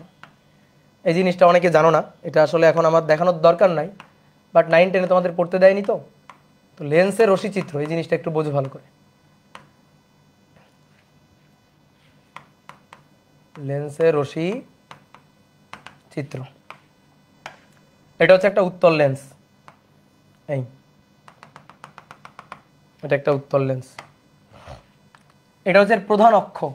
এটাকে কি বলা হয়? প্রধান অক্ষ বলা হয়। প্রধান অক্ষ।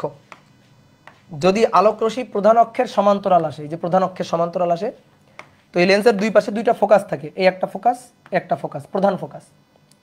তো যদি আলোক রশ্মি প্রধান অক্ষের সমান্তরাল আসে তাহলে প্রধান ফোকাস দিয়ে নির্গত হয়, প্রধান ফোকাস দিয়ে নির্গত হয়। রশ্মিচিত্র আকার নিয়ম, প্রধান অক্ষের সমান্তরাল আসলে প্রধান ফোকাস দিয়ে যাবে। এই যে প্রধান অক্ষের সমান্তরাল আসলে প্রধান ফোকাস দিয়ে নির্গত হবে আর কি, ঠিক আছে। যদি উল্টা হয়, প্রধান ফোকাস দিয়ে আসে, তাহলে প্রধান অক্ষের সমান্তরাল যাবে, ভাইস ভার্সা আর কি। দেখো এটা হচ্ছে লেন্স, উত্তল লেন্স, এটা হচ্ছে প্রধান অক্ষ। যদি আলোক রশ্মি প্রধান ফোকাস দিয়ে আসে, ধরো এটা হচ্ছে প্রধান ফোকাস, এই যে দুই পাশে প্রধান ফোকাস দিয়ে আলো আসলো, তাহলে আলো প্রধান অক্ষের সমান্তরাল যাবে, এই যে প্রধান অক্ষের সমান্তরাল। তো এটা হচ্ছে রশ্মিচিত্র আকার নিয়ম কিন্তু, হ্যাঁ। যদি এমন হয় একগুচ্ছ সমান্তরাল আলোক রশ্মি প্রধান অক্ষের সমান্তরাল আসলো, তাহলে তারা প্রতিসরণের পরে, উত্তল লেন্সে প্রতিসরণের পরে কোথায় মিলিত হবে?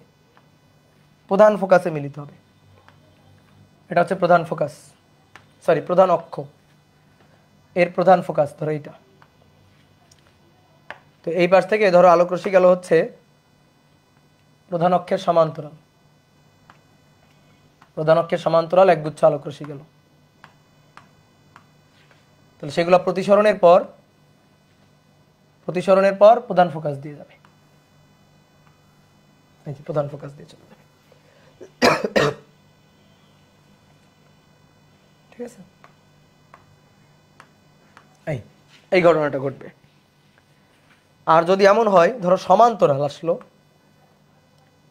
কিন্তু প্রধান অক্ষের সমান্তরাল নয়, সমান্তরাল আলোক রশ্মি আসলো কিন্তু প্রধান অক্ষের সমান্তরাল নয়, ধরো এইভাবে সমান্তরাল গেল,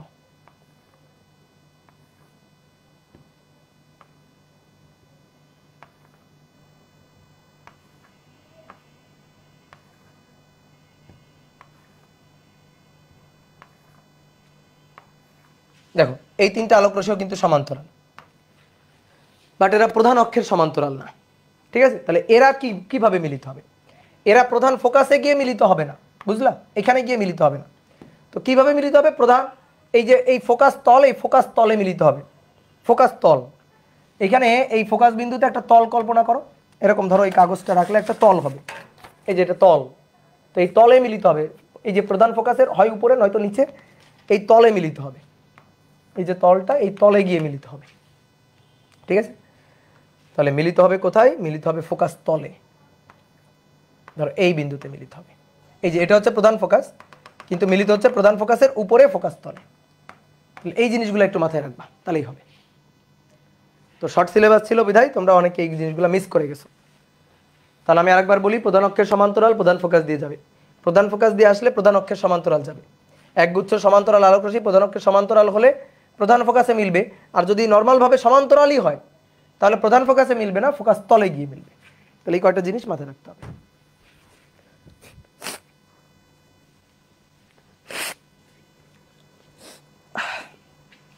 ওকে, তো এইবার আসো আমরা একক চিরের দরুন অপবর্তন দেখতে চাই। ফ্রনপার শ্রেণীর অপবর্তন খুব স্পষ্ট ডোরা পাইতে চাই। তো ফ্রনপার বলতেছে, ফ্রেনেলকে বলতেছে তোমার এক্সপেরিমেন্টের মধ্যে দুই পাশে দুইটা লেন্স, চিরের আগে একটা চিরের পরে একটা লেন্স ব্যবহার করো, তাহলেই কাজ হবে। তাহলে প্রথমে ধরো এইটা আমরা উৎস নিলাম, monochromatic light source, monochromatic CHRO, chromatic light source, এক বর্ণী আলোক উৎস নিলাম। নেওয়ার পরে একটা লেন্স নিব। লেন্সটাকে রাখবো কোথায়? লেন্সটাকে এমনভাবে রাখবো যেন এই উৎসটা লেন্সের প্রধান ফোকাসে থাকে। ভালো করে শুনবা, এমনভাবে লেন্সটাকে রাখবো যেন উৎসটা লেন্সের প্রধান ফোকাসে থাকে। ওকে, এবার এখান থেকে আলোক রশ্মি যাবে, তিনটা আলোক রশ্মি আঁকলাম প্রধান অক্ষের সমান্তরাল। এই যে এটা ফোকাস পয়েন্ট, তাহলে ফোকাস পয়েন্ট দিয়ে গেলে প্রধান অক্ষের সমান্তরাল হবে। এবার কথা হচ্ছে চির কোথায়? চির দিব, এবার চির আঁকবো।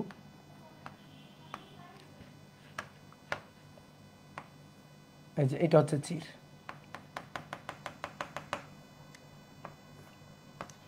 তাহলে এবার তুমি একটু খেয়াল করে দেখো চিরের মধ্যে কেমন আলো প্রবেশ করলো? সমান্তরাল আলোক রশ্মি প্রবেশ করলো না চিরের মধ্যে? চিরের মধ্যে সমান্তরাল আলোক রশ্মি প্রবেশ করলো।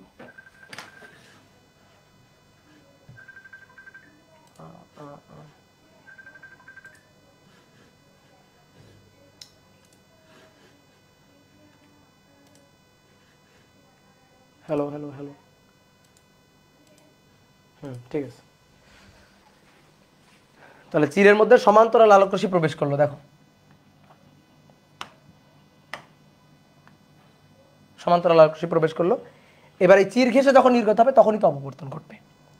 তো দেখো এই তিনটা আলোক রশ্মি প্রথমে এই যে সমান্তরাল যাচ্ছে।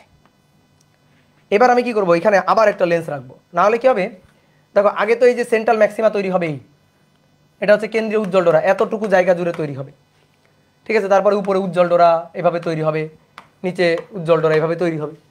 তা আমরা এবার চাইতেছি এই জায়গার আলোটুকুকে এক বিন্দুতে মিলিত করব, একটা বিন্দুতে মিলিত করব। এই কাজে আমরা কাকে ব্যবহার করতে পারি? উত্তল লেন্সকে। তুমি চাইলে কিন্তু উত্তল লেন্স দিয়ে আগুনও জ্বালাতে পারবা। কিভাবে?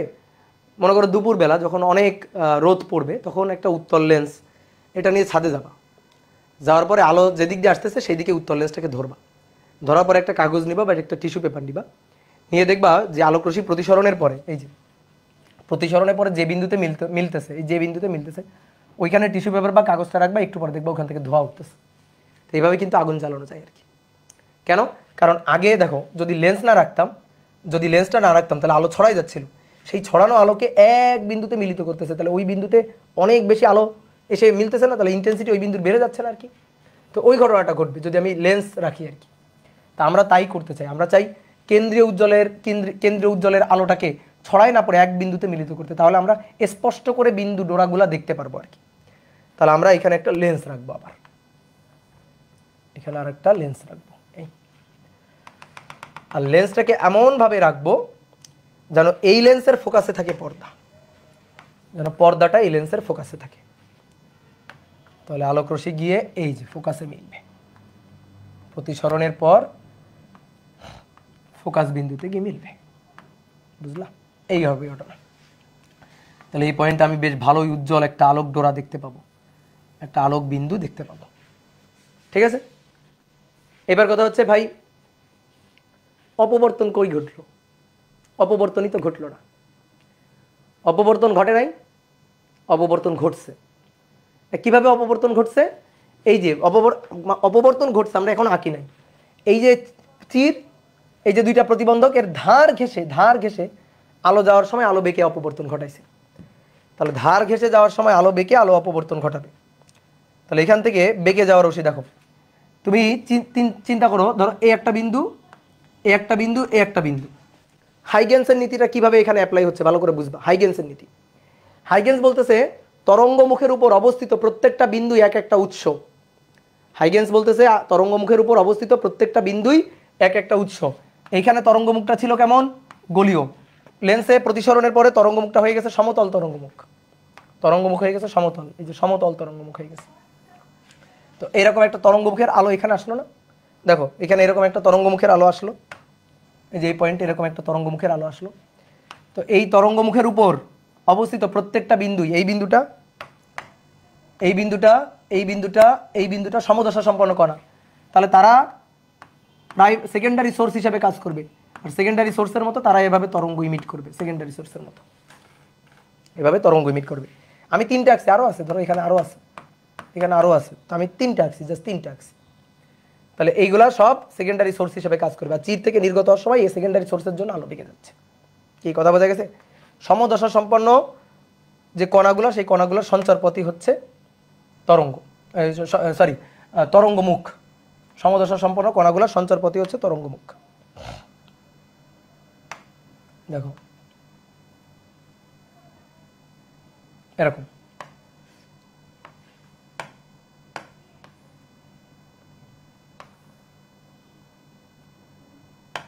এই যে দেখো চূড়ার উপর একটা বিন্দু, চূড়ার উপর একটা বিন্দু, চূড়ার উপর একটা বিন্দু। তাহলে এই তিনটা বিন্দু সমদশা সম্পন্ন কণা। তাহলে এদের যে সঞ্চার পথ, এটাই তো ওয়েভ ফ্রন্ট, এটাই তো তরঙ্গমুখ। ঠিক আছে? তাহলে সমতল তরঙ্গমুখের আলো চিরের মধ্যে প্রবেশ করতেছে। এবার আলো বেঁকে যাবে। তা আলো বেঁকে ধরো উপরের দিকে বাঁকাই দিলাম, এই একটা রে, এই একটা রে, এই একটা রে, উপরের দিকে বেঁকে গেল। আর এটা তো এই যে সমানভাবে গেছেই, একটা একটা একটা, আর একটা কি ধরো লাল কালি দিয়ে কি এদিকে আসছে, এটা এই যে বেঁকে এদিকে আসছে। লেন্সের কাজ হচ্ছে, লেন্সের কাজ হচ্ছে সমান্তরাল আলোক রশ্মিগুলারে ধরে ধরে ধরে ধরে পর্দার উপর মিলিত করা। এইটা এইটা এইটা সমান্তরাল, এই তিনটাকে নিয়ে এখানে মিলিত করছে। কেন্দ্রীয় উজ্জ্বল ডোরা পাইছি, কেন্দ্রীয় উজ্জ্বল পাইছি, কেন্দ্রীয় উজ্জ্বল ডোরা। এইবার এইটা এইটা আর এইটা, এই তিনটাও তো সমান্তরাল, কিন্তু প্রধান অক্ষের সমান্তরাল না, সমান্তরাল। তাহলে এরা কোথায় মিলবে? এরা ফোকাস তলে গিয়ে মিলবে। এরা ধরো এই পয়েন্টে গিয়ে মিলবে, এই পয়েন্টে গিয়ে মিলবে। তাহলে তখন এই পয়েন্টে আমি পাবো হচ্ছে প্রথম উজ্জ্বল ডোরা, প্রথম উজ্জ্বল। ঠিক একইভাবে উপরের দিকে ধরো আরো বেঁকে গেছে, দেখো এদিকে তাকো, বোর্ডে তাকো, একটু হাইলাইটার দিয়ে দেখাই। ধরো এই যে বেঁকে গেছে, আরো বেশি বেঁকে গেছে। তাহলে এই তিনটা, এইটা এইটা এইটা, এই তিনটা গিয়ে ধরো এইখানে মিলবে, এইখানে মিলবে। তাহলে ওই পয়েন্টে তৈরি হবে হচ্ছে দ্বিতীয় উজ্জ্বল ডোরা, তারপরে তৃতীয় উজ্জ্বল, চতুর্থ উজ্জ্বল, এইভাবে উপরের দিকে যাবে। আর নিচের দিকে দেখো এই রশিটা, এই রশিটা, এই রশিটা, লাল তিনটা, এরাও সমান্তরাল নিচের দিকে। তাহলে এরা গিয়ে ধরো এরকম একটা পয়েন্টে গিয়ে মিলবে।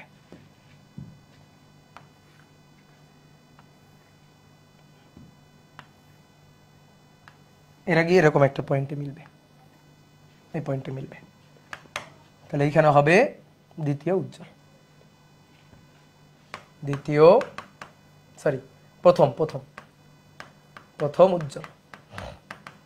তারপর এটা দ্বিতীয় উজ্জ্বল,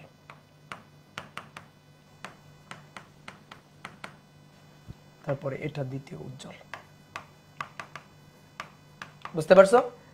অন্ধকার কোথায়? উজ্জ্বলগুলোর মাঝখানে অন্ধকার, উজ্জ্বলগুলোর মাঝখানে অন্ধকার, অন্ধকার অন্ধকার অন্ধকার। যেখানে উজ্জ্বল নেই সেখানেই তো অন্ধকার।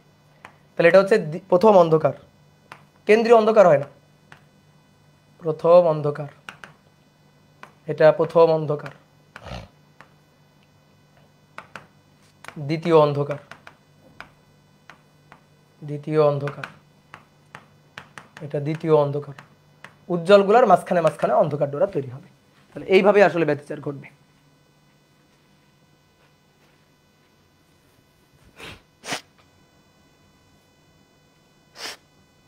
কি ক্লিয়ার? বোঝা গেছে? তাহলে এইটাই হচ্ছে একক চিরের দরুন অপবর্তন। এবার দেখো তোমাদের আরেকবার একটু দেখাই, বিশেষ করে চিরের পরে যে ঘটনাটা ঘটতেছে সেইটা একটু দেখাই।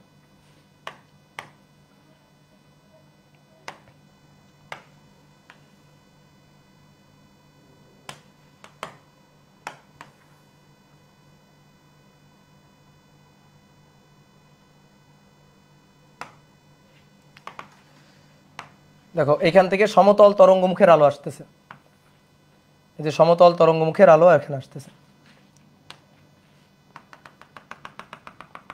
তাহলে এর উপর অবস্থিত এইটা এইটা এইটা এরা সেকেন্ডারি সোর্স হিসেবে কাজ করবে।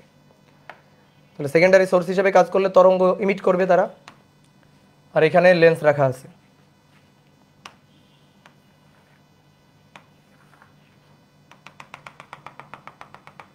উত্তল লেন্স।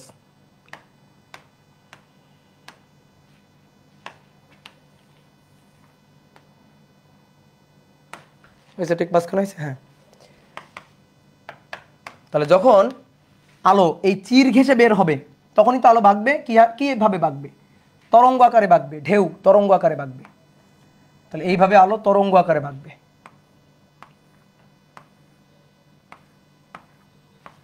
তরঙ্গ আকারে বাঁকবে আলো। আলোর সেই বাঁকাটা আমরা দেখাই। তাহলে মনে করো আলো এদিকে যাচ্ছে,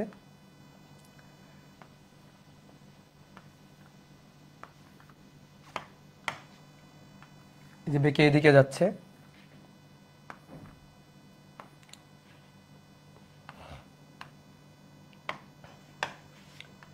বেঁকে এদিকে যাচ্ছে,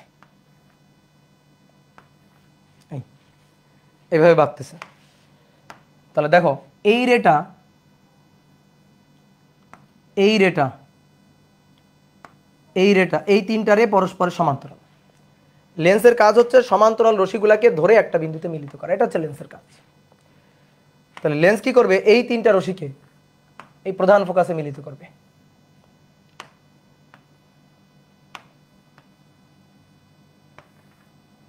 এই তিনটা রশ্মিকে প্রধান ফোকাসে মিলিত করবে। তাহলে দেখো এই তিনটা তরঙ্গ এইখানে এসে মিলিত হবে, প্রধান ফোকাসে মিলিত হবে, মিলিত হয়ে এখানে উজ্জ্বল ডোরা তৈরি করবে, এখানে কেন্দ্রে উজ্জ্বল ডোরা তৈরি হবে। এই বুঝতে পারলা? আর এইটা এইটা এইটা বেঁকে যাওয়া রশ্মি, এই যে চির হতে নির্গত হওয়ার সময় বেঁকে গেছে, তরঙ্গ আকারে বেঁকে গেছে, তো এরাও তো সমান্তরাল। তাহলে এই রেটা এই রেটা এই রেটা এরা সমান্তরাল। তাহলে এরা গিয়ে ফোকাস তলে কোনো একটা পয়েন্টে মিলবে, এরা ফোকাস তলে কোনো একটা পয়েন্টে গিয়ে মিলবে, এখানে গিয়ে মিলবে। দেখো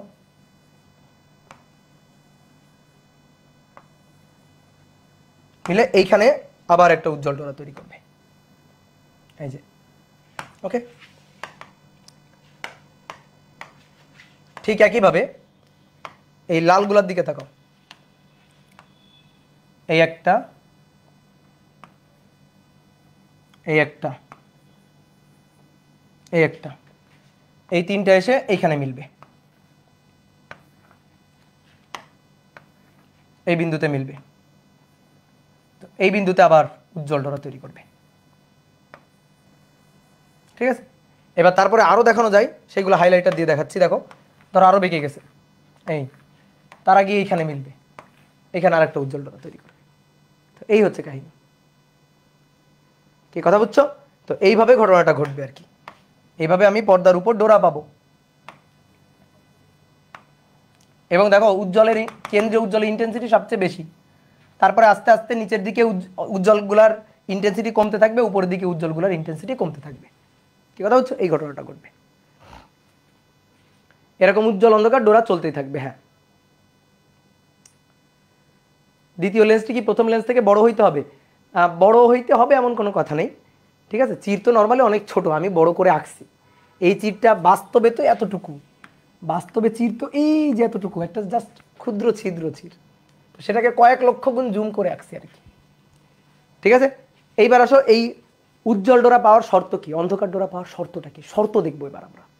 তাহলে একক চিরের দরুন অপবর্তনের শর্ত, ঠিক আছে, এই মূল আলোচনা এখন। একক চিরের অপবর্তনে ডোরার শর্ত, ডোরার শর্ত। তো এইবার আসো তোমাকে একটু ব্যতিচার আর অপবর্তনের পার্থক্য বুঝাই। ব্যতিচারে চির হচ্ছে দুইটা, উৎস দুইটা। ব্যতিচারে এখানে একটা প্রাইমারি সোর্স ছিল আর তার সামনে আমি দুইটা চির রাখতাম, এই যে দুইটা চির, এখানে প্রাইমারি সোর্স, এই যে দুইটা চির।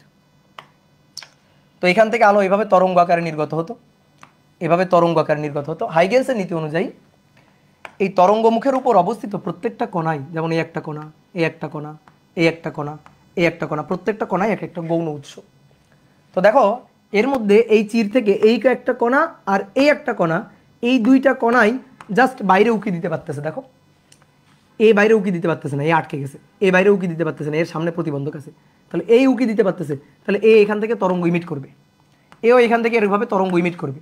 এই দুইটা উৎসের তরঙ্গের উপরিপাতনে, এটা S1 ছিল, এটা S2 উৎস ছিল আমাদের, তাহলে এদের উপরিপাতনে পর্দার উপর উজ্জ্বল অন্ধকার ডোরা তৈরি হইতো, পর্দার উপর উজ্জ্বল অন্ধকার পর্যায়ক্রমে ডোরা তৈরি হইতো, ঠিক আছে।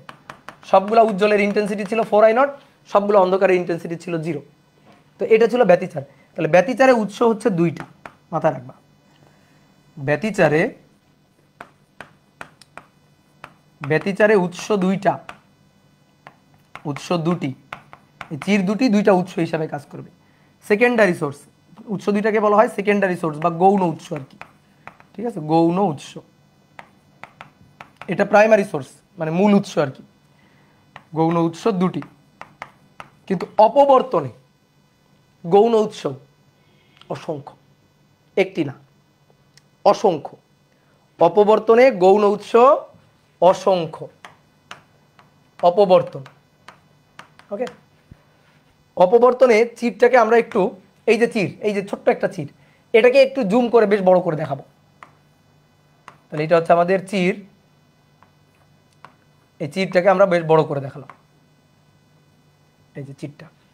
তাহলে এই চিরটা অসংখ্য উৎস হিসেবে কাজ করবে। কেমনে? এটা হচ্ছে আমাদের মূল সোর্স। তো এখান থেকে আলো এভাবে তরঙ্গ আকারে আসতেছে, এই যে তরঙ্গ আকারে আসলো। এবার দেখো এর উপর অবস্থিত প্রত্যেকটা কণাই, এই তরঙ্গমুখের অবস্থিত প্রত্যেকটা কণাই এক একটা গৌণ উৎস হিসেবে কাজ করে। তাহলে এই একটা গৌণ উৎস, এই একটা গৌণ উৎস, এই একটা গৌণ উৎস, একটা, এই যে দুইটা, এই তিনটা, এরকম অসংখ্য। তাহলে এখানে গৌণ উৎস অসংখ্য, গৌণ উৎস বা সেকেন্ডারি সোর্স অসংখ্য, অসংখ্য। তাহলে চির যদি একটা হয় তাহলে উৎস অসংখ্য, এটা চিন্তা করতে হবে। কি কথা বুঝছো? এই যে আমরা যদি একটা চির বন্ধ করে দিই এখানে, হ্যাঁ, তাহলে কিন্তু এটার ব্যতিচার থাকবে না, এটা তখন অপবর্তন হয়ে যাবে। তখন এই চিরটাই, এটাই অনেকগুলো উৎস হিসেবে কাজ করবে, ঠিক আছে, অনেকগুলো উৎস হিসেবে কাজ করবে। তাহলে এই ক্ষেত্রে উৎস অনেকগুলা, তাহলে অনেকগুলো উৎসের উপরিপাতন। এইবার একটা জিনিস দেখো, দুইটা উৎসের উপরিপাতন, দুইটা উৎসের দুই ধরনের উপরিপাতন হয়। এই যে চূড়ার সাথে চূড়া, চূড়ার সাথে চূড়া, তাহলে বিস্তার হচ্ছে +2a, খাজের সাথে খাজ -a -a, খাজের সাথে খাজ, তখন বিস্তার হচ্ছে -2a। তাহলে এটা হচ্ছে সমদশায় +-2a, এটাকে বলা হয় সমদশায় উপরিপাতন। উপরিপাতন, সমদশায় উপরিপাতন, যেখানে বিস্তার a = +-2a। আচ্ছা, সমদশায় যদি উপরিপাতিত হয় এদের পথ পার্থক্য কত হয়? এদের পথ পার্থক্য ΔX কত হয়? 2n পাই জোড় গুণিতক। তো আমি যদি সর্বনিম্ন জোড় চিন্তা করি, সর্বনিম্ন জোড় 2n পাই জোড় গুণিতক, তো আমি সর্বনিম্ন জোড় যদি চিন্তা করি তাহলে সেটা হচ্ছে 0, ওকে, এটা হচ্ছে 0। তাহলে ΔX হবে 0। পথের পার্থক্য যদি শূন্য হয়, পথের পার্থক্য যদি শূন্য হয় তাহলে সমদশায় উপরিপাতিত হবে। সমদশায় উপরিপাতিত হয়ে বিস্তার সবচেয়ে বেশি +-2a, ইন্টেন্সিটি সবচেয়ে বেশি, I ইন্টেন্সিটি ম্যাক্সিমাম, ঠিক আছে। এইবার আসো তিনটা উৎস, তিনটা, কয়টা? দুইটা সমদশায় উপরিপাতিত হতে পারে, বিপরীত দশায় উপরিপাতিত হলে 0 হয়। একটা হচ্ছে +a, এটা হচ্ছে মাইনাস, এটা হচ্ছে বিপরীত দশায়, তাহলে বিপরীত দশায় কি হবে 0, প্লাসে মাইনাসে 0। তাহলে তখন এটা বিপরীত দশায় উপরিপাতন, বিপরীত দশায় উপরিপাতন। তো বিপরীত দশায় উপরিপাতনে এ হচ্ছে 0। ডেল এক্স বলো তো পথের পার্থক্য কত হবে দেখি, কেমন বলতে পারো? ডেল এক্সটা বলো। বিপরীত দশায় উপরিপাতন, দুইটা তরঙ্গের বিপরীত দশায় উপরিপাতন মানে কি? বিপরীত দশায় উপরিপাতন মানে পথের পার্থক্য কত? λ/2 এর বিজোড় গুণিতক, λ/2 এর বিজোড় গুণিতক আর পাই এর বিজোড় গুণিতক। তো আমরা পথের পার্থক্য লিখছি, তাহলে λ/2 এর বিজোড় 1 3 5 7। তো আমরা সর্বনিম্ন বিজোড় নিলাম 1 λ/2, ঠিক আছে? 1 λ/2 বুঝলা? 1 3 5 λ/2 বিজোড় গুণিতক 2n - 1 λ/2। তো এখানে হবে আই মিনিমাম ইন্টেন্সিটি মিনিমাম, আর মিনিমাম ইন্টেন্সিটি 0। তাহলে দেখো দুইটা উৎসের উপরিপাতনে উজ্জ্বল হয় অন্ধকার হয়, দুইটা উৎসের উপরিপাতনে উজ্জ্বল হয় অন্ধকার হয়, তাই না? ইন্টেন্সিটি যখন ম্যাক্সিমাম তখন তো উজ্জ্বল, আর ইন্টেন্সিটি 0 মানে কি? অন্ধকার। আচ্ছা, তিনটা উৎসের উপরিপাতন, তিনটি উৎসের উপরিপাতন, উপরিপাতন, তিনটি উৎসের উপরিপাতন কিভাবে? সমদশায়। দেখো প্লাসে প্লাসে প্লাসে, তিনটি উৎস সমদশায় উপরিপাতিত। সমদশায় মাইনাসে মাইনাসে মাইনাসে, তাহলে এই ক্ষেত্রে বিস্তার a ± 3a, সমদশায় উপরিপাতন। সমদশা ইন্টেন্সিটি ম্যাক্সিমাম হবে, ঠিক আছে? পথের পার্থক্য হচ্ছে 0, চূড়ার সাথে চূড়া, খাজের সাথে খাজ, ধরো পথের পার্থক্য 0 বা λ/2 এর জোড় গুণিতক। আই ম্যাক্সিমাম হবে, আর আই ম্যাক্সিমাম মানে উজ্জ্বল, উজ্জ্বল হবে। এবার তিনটা উৎস বিপরীত দশায় উপরিপাতিত হবে। দেখো কাহিনী এখানে, তিনটা উৎস বিপরীত দশায়, একটা প্লাসে আর একটা মাইনাসে আর একটা প্লাসে, একটা প্লাসে একটা মাইনাসে আর একটা প্লাসে, তিনটা উৎস, তিনটা উৎসের উপরিপাতন প্লাসে মাইনাসে প্লাসে। এইবার দেখো তিনটা উৎস বিপরীত দশায় উপরিপাতিত হতে পারে? তিনটা উৎস নিয়ে তুমি কোনোদিন অন্ধকার পাবা? কখনো না। আমি তোমার বললাম তিনটা এ যোগ করো বিয়োগ করো, 0 বানাও তো দেখি। চারটা হলে সম্ভব, চারটা সমদশায় +4a -4a হতে পারে সমদশায়, কিন্তু চারটা বিপরীত দশাও মিলতে পারে। প্লাসে মাইনাসে কাটাকাটি, প্লাসে মাইনাসে কাটাকাটি, কিন্তু পাঁচটা হলে অন্ধকার পাবা না, একটা বাদ থেকে যাবে। 7টা হলে অন্ধকার পাবা, 9টা হলে অন্ধকার পাবা, বিজোড় হলে অন্ধকার পাবা না। এইটা বুঝলেই কাজ শেষ, এইটুকু বুঝতে পারলেই কাজ শেষ। তাহলে এই ক্ষেত্রে দেখো এটাকে ক্যান্সেল করে দিতে পারতেছে, কিন্তু এটা থেকে যাচ্ছে, তাহলে লব্ধি বিস্তার এ কিন্তু 0 হচ্ছে না, এ থেকে যাচ্ছে। তাহলে এই ক্ষেত্রে কিন্তু এই দুইটা বিপরীত দশাই হয়েছে, কিন্তু এ তার থেকে মানে এ হয় এর বিপরীত দশায় আর এর সমদশায়। তাহলে এই ক্ষেত্রে আমি কখনো লব্ধি বিস্তার 0 পাবো না, তাহলে লব্ধি বিস্তার 0 হবে না, কখনো হবে না। তার মানে অন্ধকার আমি জীবনে পাবো না, তাহলে অন্ধকার পাবো না। তাহলে একটা কথা এখান থেকে আমরা লিখতে পারি, এই আলোচনার সারমর্ম হচ্ছে উৎস সংখ্যা বিজোড় হলে, উৎস সংখ্যা বিজোড় হলে অন্ধকার কখনো সম্ভব নয়, অন্ধকার বিন্দু কখনো পাওয়া সম্ভব নয়, কখনো পাওয়া সম্ভব নয়, অসম্ভব।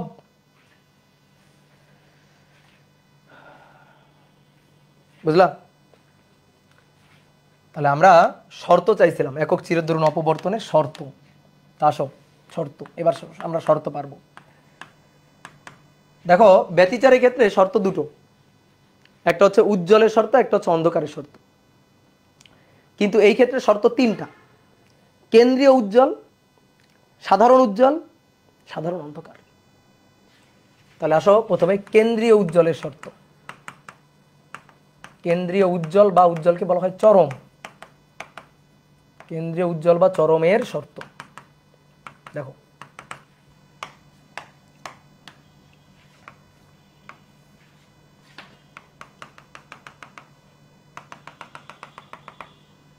এইটা হচ্ছে চির।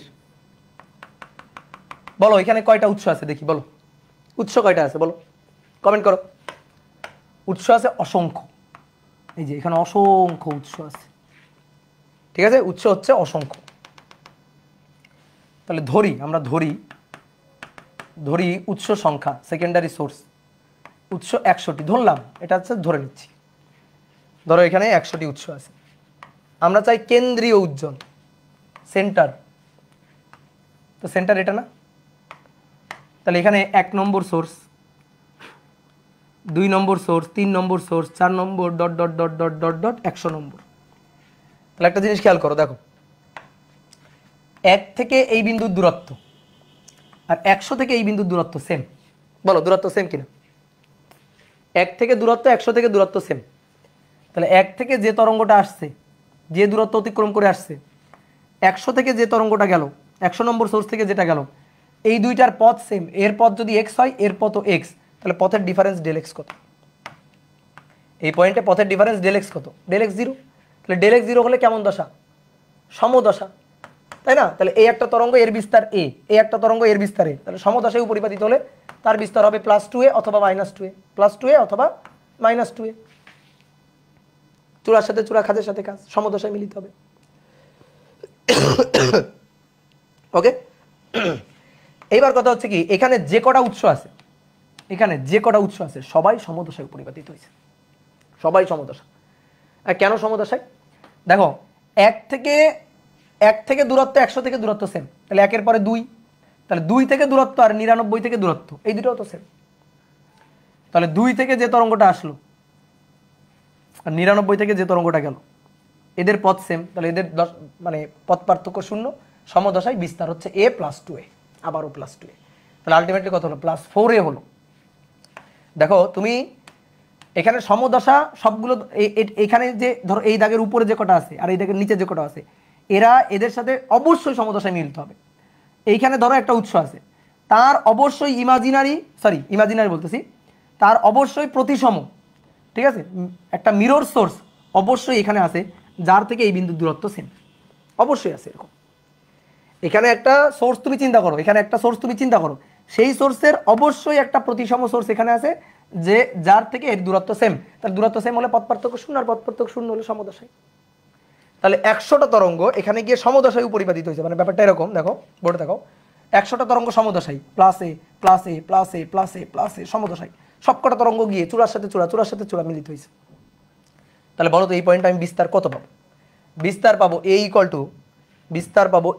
টু ধরো +-100a, কারণ 100টা কেউ কাউকে ক্যান্সেল আউট করে দিতে পারবে না। ক্যান্সেল আউট করতে গেলে চূড়ার সাথে খাজ মিলিত হইতে হবে, ক্যান্সেল আউট করতে গেলে চূড়ার সাথে খাজ মিলিত হইতে হবে, মানে বিপরীত দশায় মিলিত হইতে হবে, তাহলে একটা একটাকে ক্যান্সেল করতে পারবে।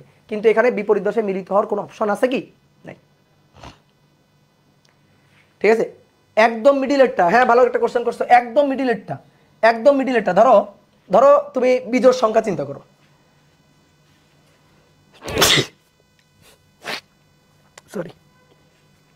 ধরো তুমি বিজোড় সংখ্যা চিন্তা করো, তাহলে ধরো উপরে আছে 2টো, নিচে আছে 2টো, আর এটা হচ্ছে একটা, তাহলে এই দুইটার একটা থেকে দূরত্ব যা, এখানে একটা থেকে দূরত্ব তাই, এখান থেকে আরেকটা দূরত্ব যা, আরেকটা দূরত্ব তাই, তাহলে এই দুইটা সমদশা, আর একে তো ক্যান্সেল আউট করার কেউ নেই, তা ও তো থাকলোই ওখানে গিয়ে মিলিত হলোই। তাহলে বিজোড় হোক আর জোড় হোক ব্যাপার না তো, বিজোড় হোক আর জোড় হোক ব্যাপার না তো, থাকবে, সবগুলোই ওখানে থাকবে, কেউ ক্যান্সেল আউট হবে না, কেউ বাদ যাবে না। তাহলে 1 থেকে 100 এদের পথের পার্থক্য 0, ডেল এক্স 0, তাহলে পথ পার্থক্য 0। আমি তোমাকে ম্যাথমেটিক্যালি ওই জিনিসটা দেখাই, পথ পার্থক্য কিভাবে 0। নর্মালি পথ পার্থক্যটা আমি যদি দেখি, পথ পার্থক্যটা হচ্ছে এইটা, দেখো কেন্দ্রীয় উজ্জ্বলের কথা চিন্তা না করে আমরা ধরো উপরের দিকে নিলাম, এই যে দুইটা বাঁকায় নিলাম, নিয়ে এরা এইভাবে মিলিত হবে আর কি, তো আমরা এরকম দুইটা রে নিলাম, তো পথ পার্থক্য হচ্ছে এখান থেকে লম্ব টানলে তো পথ পার্থক্য পাবো, এইটুকুই তো আমাদের পথ পার্থক্য ছিল, তাই না? মনে পড়ে?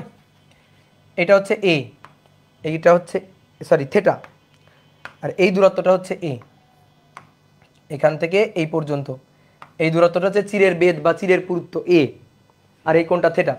তাহলে সাইন থেটা ইকুয়াল টু সাগরে লবণ, লবণ লম্ব del x divided by a. তাহলে অতএব del x equal to a sine theta. এটাই তো পথের পার্থক্য, তাই না? তো তুমি এখানে পথের পার্থক্য দেখো তো, তুমি এখান থেকে লম্ব টানো, লম্ব টানলে তো এই বিন্দুতে আসলো, দেখো তো ডেল এক্স কই? ডেল এক্স তো নেই, ডেল এক্সের অস্তিত্ব আছে? ডেল এক্স তো নাই।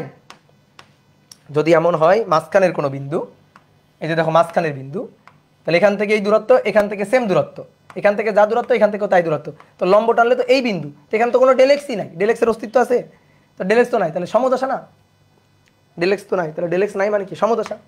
তাহলে কেন্দ্রীয় উজ্জ্বলের এই যে সেন্ট্রাল ম্যাক্সিমা, কেন্দ্রীয় উজ্জ্বল central maxima, CM chief minister, তাহলে চিফ মিনিস্টারের শর্ত, সিএম এর শর্ত, সিএম এর শর্ত হচ্ছে ডেল এক্স হবে 0, তাহলে ডেল এক্স 0, আর ডেল এক্স মানে এ সাইন থেটা, ওই যে লেখা আছে, তাহলে এ সাইন থেটা হবে 0। এটা হচ্ছে আমাদের শর্ত, বুঝতে পারছো? আর বিস্তার কত হবে? বিস্তার হবে এ ইকুয়াল টু এ, ধরো বিস্তারকে এ ড্যাশ বললাম, এ ড্যাশ ইকুয়াল টু এই হবে, মানে এখানে ধরো 100টা আছে, 100টা উৎস আছে, সব কটাই এখানে থাকবে, কেউ কাউকে ক্যান্সেল আউট করবে না। তাহলে সব কয়টার জন্য ধরো এখানে যে আমি লিখছি না এ ইকুয়াল টু প্লাস মাইনাস 100, আমি 100 ধরছি তাই, কেউ 50টা ধরলে 50, কেউ 10 ধরলে 10, তার মানে সবগুলোই থাকবে, কোনোটা কমবে না। তাহলে এ ড্যাশ ইকুয়াল টু পুরো এই বিস্তার সবগুলার এ। ওকে, এইবার আসো অন্ধকারের শর্ত, অন্ধকার ডোরার শর্ত। এবার খুব ভালো করে বুঝবা জিনিসগুলো। অন্ধকার ডোরার শর্ত, উৎস কয়টা আছে? অসংখ্য। আমরা কি চাই? ভালো করে ভাবো, আমরা কি চাই? অন্ধকার। তাহলে কি করতে হবে? একটা আর একটাকে মেরে ফেলতে হবে, একটা একটাকে মেরে ফেলতে হবে বিপরীত দশায়, প্লাসে মাইনাসে, প্লাসে মাইনাসে, প্লাসে মাইনাসে করে 0 বানায় ফেলতে হবে। কোনো তরঙ্গকে বাঁচায় রাখা যাবে না, অন্ধকার পাইতে চাই। তাহলে উৎস তো আছে অসংখ্য, তো আসো প্রথম অন্ধকার, প্রথম অন্ধকার। দেখো এটা খুবই মজার জিনিস, বেশ মজা পাবা, দেখো ধৈর্য নিয়ে একটু শোনো, দেখো খুবই মজার। এখানে উৎস আছে অসংখ্য, তো ধরি সোর্স, ধরি উৎস 100টি, ধরো 100টি। এবার কেন্দ্রীয় উজ্জ্বল না, তাহলে সেন্টারে না, দেখো এই জায়গায় না, তাহলে কোথায়? একটু উপরে, ধরো এই যে বেঁকে গেছে, বেঁকে গিয়ে একটু উপরে, এই যে একটু উপরে, এই যে এই পয়েন্টে ধরো, আগে তো কেন্দ্রীয় উজ্জ্বল এখানে ছিল, এবার তার একটু উপরে নয়তো তার একটু নিচে, তাই না? তাহলে এখান থেকে গেল বেঁকে, দেখো বোর্ডে দেখো উৎস কয়টা আছে? অসংখ্যটা, 100টা ধরছি। এবার আমরা চাই একটা আরেকটার সাথে বিপরীত দশায় মিলিত হয়ে নাই হয়ে যাক, বিপরীত দশায় মিলিত হয়ে নাই হয়ে যাক। তাহলে একটা কাজ করি, মাঝখান দিয়ে 2 ভাগ করে ফেলি। উৎস আছে 100টা, তাহলে এইখানে আছে 1 থেকে 50টা এই প্রথম ভাগে, আর পরের ভাগে আছে 51 থেকে 100টা, 51 থেকে 100টা, ভালো করে বুঝবা। প্রথম ভাগে আছে 1 থেকে 50টা, পরের ভাগে আছে 51 থেকে 100টা। একটার সাথে একটা বিপরীত দশায় মিলিত করব। তাহলে এখান থেকে 1 নম্বর তরঙ্গটা গেল, এখান থেকে 51 নম্বর তরঙ্গটা গেল, এই দুইটা পরস্পর উপরিপাতিত হলো। এই যে এই দুইটা, এই যে লেন্স আছে এখানে,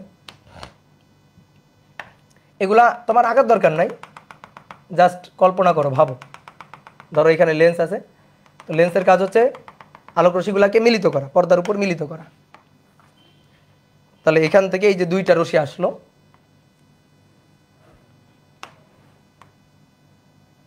এই রশ্মিটা আর এই রশ্মিটা গেল, গিয়ে এই দুইটা কিভাবে মিলিত হবে? চূড়ার সাথে, এই যে চূড়ার সাথে খাজ মিলিত হবে, মিলিত হয়ে বিস্তার কত? বিস্তার হচ্ছে 0। তাহলে 1 এর সাথে কত? 51। ওকে, তাহলে 1 এর সাথে 51 এরা পরস্পর বিপরীত দশায় মিলিত হয়েছে, একটা প্লাসে আর একটা মাইনাসে। তাহলে প্লাসে মাইনাসে হয়ে বিস্তার হয়ে গেছে 0। তো এদের পথের পার্থক্য কত? এদের পথের পার্থক্য λ/2 এর বিজোড় গুণিতক, ঠিক আছে? λ/2 এর বিজোড় গুণিতক পথের পার্থক্য। তো λ/2 এর সর্বনিম্ন বিজোড় কোনটা? 1, ঠিক আছে? 100টা ফিক্স না, তুমি এখানে 200 ধরতে পারো, ধরো। শোনো ভালো করে কথাগুলো শোনো, দেখবে লাস্টে সব প্রশ্নের উত্তর পেয়ে গেছো। আগে কথাগুলো শোনো। তাহলে ডেল এক্স হচ্ছে λ/2, তাই না? বিজোড় গুণিতক, তো সর্বনিম্ন বিজোড় কত, অ্যাটলিস্ট কত বিজোড় হইতে হবে, λ/2 বিজোড় হইতে হবে, λ/2। তাহলে এদের পথ পার্থক্য λ/2 0 হয়ে গেল। এইবার 2 নম্বর যাচ্ছে, দেখো 2 নম্বর যাচ্ছে,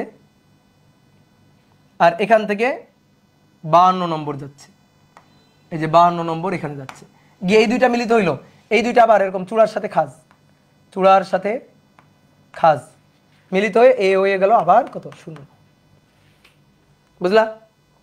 তারপরে 3 নম্বর যাচ্ছে, আর এখান থেকে 53 যাচ্ছে, 4 নম্বর যাচ্ছে, 54 যাচ্ছে, এই যে এখানে লিখে দিই 2 আর 52, এরা বিপরীত দশায় মিলল, প্লাস এ মাইনাস এ দিয়ে বিস্তার a0, পথের পার্থক্য কত, del x λ/2 dot dot dot dot dot dot dot dot 50 সাথে 100, এই যে লাস্টে, এই যে এখান থেকে 50 50 আর এই যে লাস্টে 100, 50 আর 100 যাচ্ছে, তাহলে 50 আর 100 গিয়ে তারা আবার চূড়া খাজ, মানে ক্যান্সেল আউট করে ফেলতে হবে, একটার সাথে আর একটা ক্যান্সেল করে ফেলতে হবে, না হলে আমি অন্ধকার পাবো, কোনো তরঙ্গকে তো বাঁচায় রাখা যাবে না, গিয়ে λ/2 পথ পার্থক্যে মিলিত হচ্ছে। ওকে, তাহলে এই পয়েন্টে আমি তখন অন্ধকার পাবো, এটা হচ্ছে প্রথম অন্ধকার আমার, কোনো তরঙ্গ বেঁচে নেই, দেখো একটা আর একটার সাথে উপরিপাতিত হয়ে বিপরীত দশায় উপরিপাতিত হয়, প্লাসে মাইনাসে প্লাসে মাইনাসে। এখন তুমি যদি উৎস চিন্তা করো 20টা, তাহলে 10টা 10টা, তুমি যদি উৎস চিন্তা করো 100 200টা, তাহলে 100টা 100টা, ঠিক আছে? বিজোড় চিন্তা করা যাবে না, এবার এবার কিন্তু বিজোড় ভাবা যাবে না, কারণ বিজোড় হলে কখনো অন্ধকার হবে না, বিজোড় হলে অন্ধকার হবে না, তাহলে জোড় ভাবতে হবে, ঠিক আছে? তাহলে জোড় সংখ্যা, উপরে জোড় মানে নিচে, উপরে যা নিচে তাই, সমান সমান সংখ্যা, তাহলে একটার একটার সাথে বিপরীত দশায় উপরিপাতিত হয়ে 0 হয়ে যাবে। আমার তো লাগবে অন্ধকার, আমার তো অন্ধকার বানানোর জন্য জোড় লাগবে, কি ক্লিয়ার? এই হচ্ছে ঘটনাটা। তাহলে আমরা পথের পার্থক্যটা কত পাইতেছি, দেখো তো পথের পার্থক্য, 1 এর সাথে 100 পথের পার্থক্য, 1 এর সাথে 100 এর পথের পার্থক্যটা কত পাইতেছি, দেখো ভালো করে বুঝবা। এবার একটা গল্প শোনো, গল্পটা হচ্ছে, শোনো, এখানে উৎস আছে, ধরো এখানে মনে করো বিবাহযোগ্য পাত্রপাত্রী আছে, তো মনে রাখো মানুষ বিয়ে হইলে মরে যায়, বিয়ে হইলে আর বেঁচে থাকে না, যারা বেঁচে আছে তারা হচ্ছে অবিবাহিত, বিয়ে হইলে মানুষ ডেড। তো ঠিক তেমনি ধরো এখানে উৎস আছে, সোর্স আছে, তা আমার করতে হবে কি, সোর্সগুলোকে একটাকেও বাঁচায় রাখা যাবে না, মেরে ফেলতে হবে, পর্দার উপর পৌঁছায় কেউ কারো অস্তিত্বে জানান দিতে পারবে না যে আমি বেঁচে আছি। তো মেরে ফেলার কি উপায়, মেরে ফেলার উপায় হচ্ছে বিয়ে দিয়ে দাও, জোড়া জোড়া জোড়া জোড়া জোড়া জোড়া করে বিয়ে দিয়ে দাও, ঠিক আছে? তাহলে তুমি জোড়া জোড়া করে বিয়ে দিয়ে দিলা, 1 এর সাথে 51 বিয়ে দিয়ে দিলা, ওরা পর্দার উপর গিয়ে প্লাসে মাইনাসে বিপরীত দশায় মিলিত হয়ে নাই হয়ে গেল, নেই, মরে গেছে। 2 এর সাথে 52 বিয়ে দিয়ে দাও, প্লাসে মাইনাসে বিপরীত দশায় মিলিত হয়ে নাই হয়ে গেল, 0। 3 এর সাথে 53 প্লাসে মাইনাসে বিপরীত দশায় মিলিত হয়ে নাই হয়ে গেল, তাহলে এইভাবে মরে যাবে। দেখো একটাও বেঁচে নেই, পর্দার উপর কারো অস্তিত্ব আর নাই, পর্দার উপর তরঙ্গ আর নাই। তো যেখানে তরঙ্গ নাই সেখানে তো ইন্টেন্সিটিও থাকবে না, যেখানে বিস্তার শূন্য সেখানে তো কোনো ইন্টেন্সিটি থাকবে না, বিস্তার যেখানে শূন্য সেখানে তো অন্ধকার হবে, অন্ধকার, ঠিক আছে? তাহলে বিপরীত দশায় মিলিত হয়ে একটা একটাকে ক্যান্সেল আউট করে দিছে। তাহলে এই যে 50টা, এই 50টা, এই 50টাকে বিয়ে করে নাই, বিয়ে হয়ে গেলে মরে যাবে, সহজ কথা, বিয়ে হয়ে গেলে কি হবে, মরে যাবে। তাহলে এবার দেখো বিয়ে হওয়ার একটা শর্ত আছে, বিয়ে হওয়ার মানে ধরেই বিয়ে দিয়ে দিবা করা যাবে না, বিয়ে হওয়ার একটা শর্ত আছে। বিয়ে হওয়ার শর্ত হচ্ছে একটার সাথে আরেকটার বাড়ির দূরত্ব হইতে হবে অ্যাটলিস্ট λ/2, এইটা না হইলে বিয়ে হবে না। তাহলে এখানে কয়টা ছিল, 100টা ছিল, 100টা সোর্স ছিল, ঠিক আছে? তাহলে 1 এর সাথে 51 λ/2, 2 এর সাথে 52 বাড়ির দূরত্ব λ/2, ধরো পাশাপাশি বাড়ি, 100টা বাড়ি, তাহলে 1 নম্বর বাড়ির সাথে 51 নম্বর বাড়ির বিয়ে হয়েছে, 2 নম্বর বাড়ির সাথে 52 নম্বর বাড়ি, 3 নম্বর থেকে 53 নম্বর বাড়ি, 50 এর সাথে 100 নম্বর বাড়ির বিয়ে হয়ে মরে গেছে, বিয়ে হয়ে গেলে মরে যাবে। তাহলে পথের পার্থক্য চাইতেছি আমি, 1 থেকে 100 বাড়ির পথের পার্থক্য চাইতেছি, বলো তো 1 থেকে 100 বাড়ির পথের পার্থক্য কত? 1 100 1 100, তাহলে এ দূরত্বে, এই যে এ দূরত্ব, টোটাল এ দূরত্বে পথের পার্থক্য কত? পথের পার্থক্য হচ্ছে 2 λ/2। কিভাবে? ধরো 1 এর সাথে 50 এর বাড়ির দূরত্ব 2 কিলোমিটার, 50 এর সাথে 100 বাড়ির দূরত্ব আবার 2 কিলোমিটার, তাহলে 1 এর সাথে 100 বাড়ির দূরত্ব কত? 4 কিলোমিটার, ঠিক আছে? তাহলে এখান থেকে দেখো এবার পথের পার্থক্য দেখাচ্ছি। 1 এর সাথে একের সাথে এই যে 51 বা 50 আর কি, 50 পর্যন্ত পথের পার্থক্য λ/2। এই যে একের সাথে 51 বিয়ে হয়েছে না, তাহলে একের সাথে 51 পথের পার্থক্য λ/2। তাহলে একের সাথে 51 যদি পথের পার্থক্য λ/2 হয়, তাহলে এইটুকু কত? এইটুকু তো 2 λ/2। একের সাথে 100 পথের পার্থক্য, এইটুকু কত? 2 λ/2। এটা হচ্ছে আমাদের ডেল এক্স, 2 λ/2। বুঝলা কিনা? ঠিক আছে, কিভাবে দেখো, এটা একটা ত্রিভুজ, এটা একটা ত্রিভুজ, এই দূরত্বটা a/2, এই দূরত্বটা a/2। তাহলে এই দূরত্বটা যা, এই দূরত্বটা 2a, মানে মানে এটা a/2, এটা a দ্বিগুণ। তাহলে এইটুকু যদি λ/2 হয়, এটা হবে 2 λ/2 দ্বিগুণ, মানে ই ত্রিভুজ আর কি, সদৃশকোণী ত্রিভুজ। বুঝলা? তাহলে এটা হচ্ছে 2 λ/2। আর ডেল এক্স মানে a sin থিটা। তাহলে del x equal to a sin theta, a sin theta equal to 2 λ/2। 2 কাটিয়ে দিতে পারো, তাহলে আপাতত কাটিও না। আর বিস্তার a কত? বিস্তার a হচ্ছে 0। তাহলে এটাই হচ্ছে আমাদের প্রথম অন্ধকারের শর্ত। প্রথম অন্ধকারের শর্ত হচ্ছে এইটা। ওকে, এইবার আসো দ্বিতীয় অন্ধকার। দেখো, এইবার তোমরা নিজেরাই বুঝে যাবা। দ্বিতীয় অন্ধকার, আমি চাই অন্ধকার, তাহলে কোনো উৎসকে বাঁচায় রাখা যাবে না, মেরে ফেলতে হবে।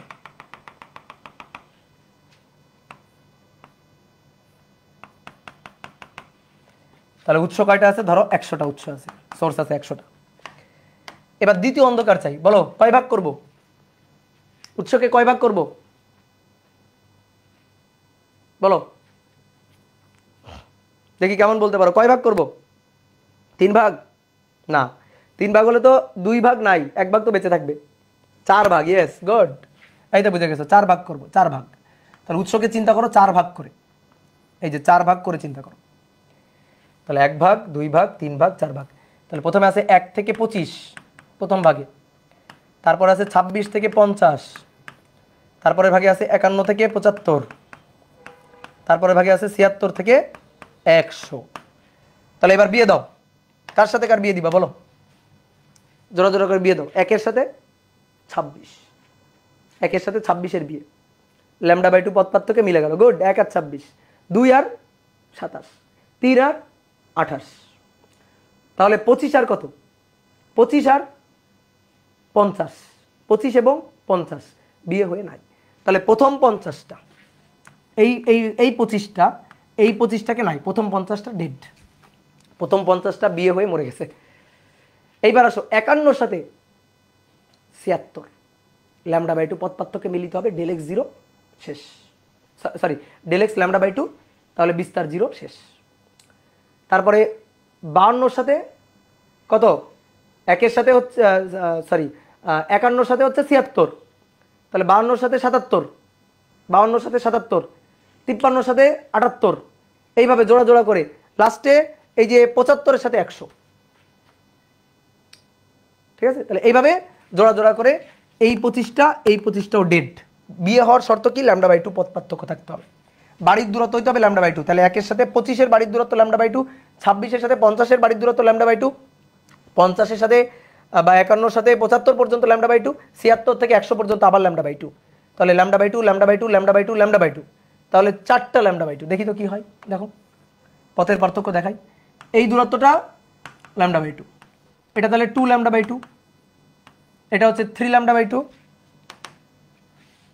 এটা হচ্ছে 3 λ/2, আর এইটা হচ্ছে আমাদের ডেল এক্স, যেটা 4 λ/2।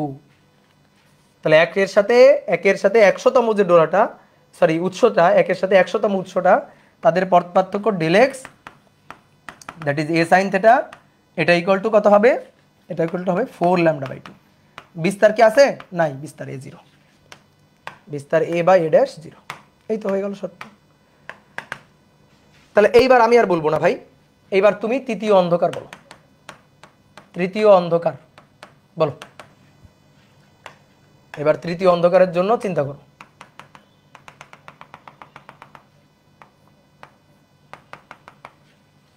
কয় ভাগ করবা? ইয়েস, 6 ভাগ। 100কে কি 6 দিয়ে ভাগ করা যায়? না।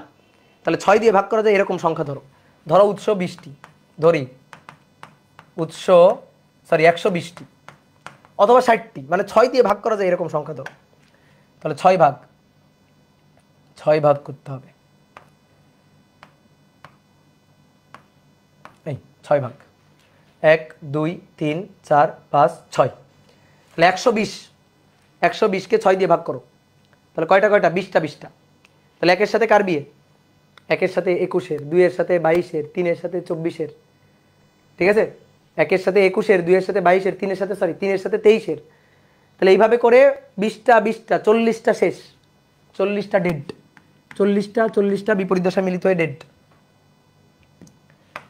তাহলে এই 40টা এই 40টাকে নাকচ, মানে সরি এই 20টা এই 20টাকে নাকচ, 41-এর সাথে কার বিয়ে, 1 2 3 4 5 6, 6টা হয়েছে, 7টা কই, 41-এর সাথে 61-এর বিয়ে, 42-এর সাথে 62, 43-এর সাথে 63, তাই তো। তাহলে এইভাবে এইভাবে পরের 20টা 20টা 40টা 80টা শেষ, ঠিক আছে, এভাবে শেষ। 60-এর সাথে 80-র বিয়ে শেষ, 80টা শেষ। বাকি থাকলো কত, বাকি থাকলো 81 থেকে 120, তাহলে 81-র সাথে 101, 82-র সাথে 102, 83-র সাথে 103, তাহলে শেষ। তাহলে এই 20টা এই 20টা এই 20টা এই 20টা শেষ। তাহলে এবার দেখো তো পথের পার্থক্য কত হয়। এইটুকু হচ্ছে λ/2, 2 λ/2, 3 λ/2, 4 λ/2, 5 λ/2, yes del x, কাঙ্ক্ষিত del x 6 λ/2। তাহলে এবার del x হবে a sin theta, এটা ইকুয়াল টু 6 λ/2, আর বিস্তার a সমান 0। তাহলে দেখছো বিয়ে বিয়ে করার পরিণতি কি, বিয়ে করলেই মরে যাবে। তাহলে এবার আসো n-তম উজ্জ্বল, সরি n-তম অন্ধকার, এবার আসো n-তম অন্ধকার। তাহলে বলো n-তম অন্ধকারের জন্য আমি কি লিখব, দেখো তাকাও, প্রথম অন্ধকারের জন্য 2 λ/2, দ্বিতীয়র জন্য 4, তৃতীয়র জন্য 6, তাহলে এবার চতুর্থর জন্য 8, বুঝলা, পঞ্চমের জন্য 10। তাহলে n-তম অন্ধকার শর্ত del x in general equation, ঠিক আছে, জেনারেল ইকুয়েশন আর কি, del x equal to a sin theta, এটা ইকুয়াল টু কত λ/2 হবে, 2n λ/2। দেখো তৃতীয় বলে 6 2 গুণ, দ্বিতীয় বলে 4 2 গুণ, তাহলে 2n λ/2 হবে, ঠিক আছে, 2n λ/2 বা n λ, 2 কেটে দিতে পারো। আর বিস্তার a কত হবে, a হবে 0, আর বিস্তার যদি 0 হয় তাহলে ইন্টেন্সিটি i, ইন্টেন্সিটি হবে 0, সুতরাং অন্ধকার। এই হচ্ছে শর্ত। তাহলে জেনারেল শর্ত হচ্ছে এইটা, বুঝতে পারছি, বলো।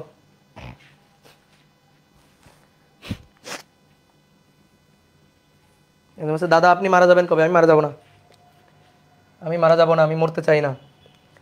এবার আসো উজ্জ্বল, এই যে সাধারণ উজ্জ্বল, দেখো কেন্দ্রীয় উজ্জ্বল আলাদা, ঠিক আছে, কেন্দ্রীয় উজ্জ্বল ও কারোর সাথে মিশবে না, ও হচ্ছে central maxima, CM chief minister. দেখো এই যে সিএম এ কি হয়, সিএম চিফ মিনিস্টার মুখ্যমন্ত্রী, ও আলাদা, ও সাধারণ উজ্জ্বল না, ও কেন্দ্রীয় উজ্জ্বল, ও আলাদা, ওর সাথে কাউকে মিলানো যাবে না।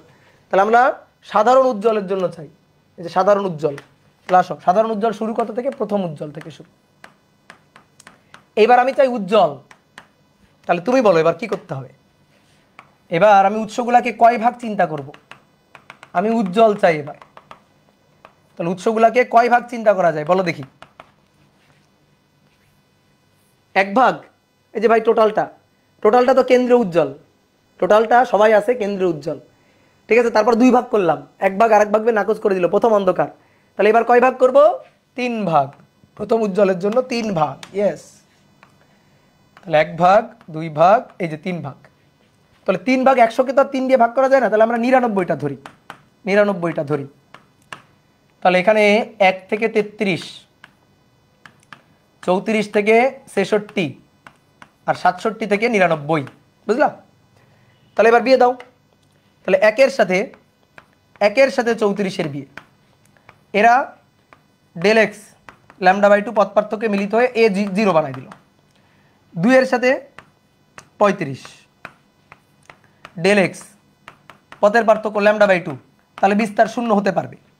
এভাবে ডট ডট ডট 33-এর সাথে 66, 33-এর সাথে 66, del x পথের পার্থক্য λ/2, বিস্তার হয়ে যাবে 0। কিন্তু 67 থেকে 99।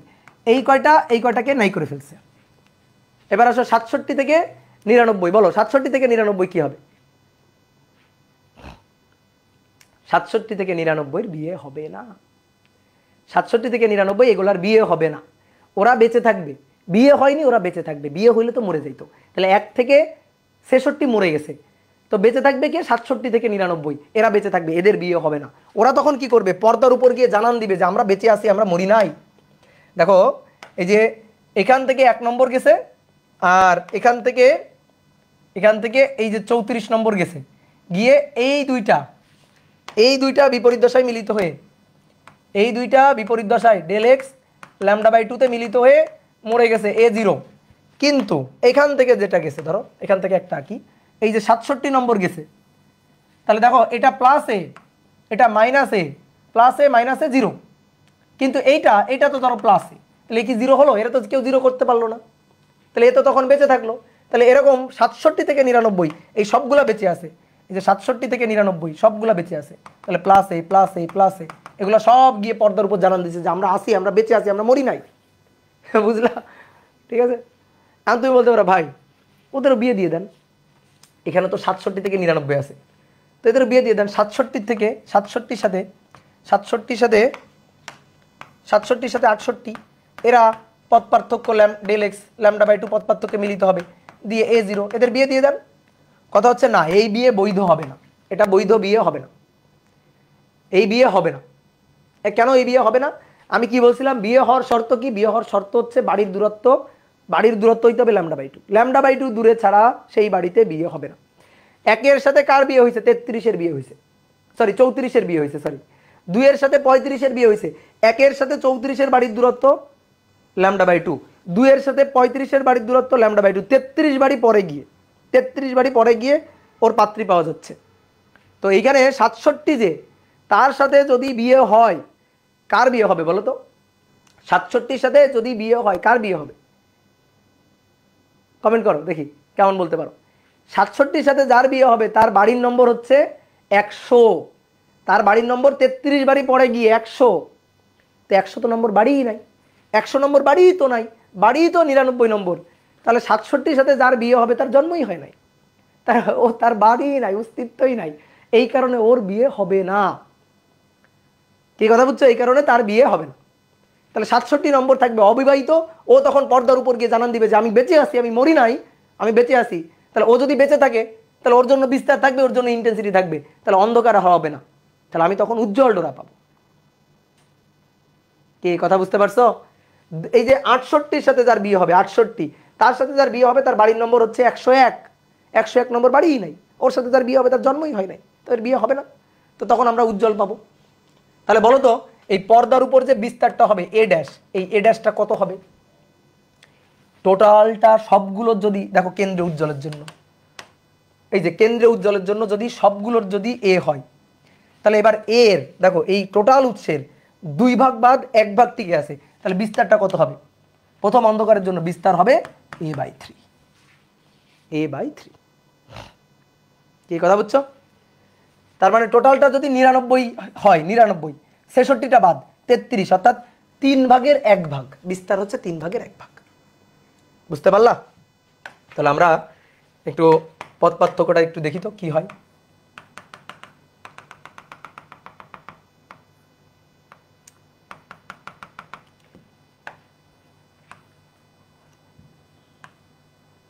দুই ভাগ 1 ভাগ 2 ভাগ 3 ভাগ।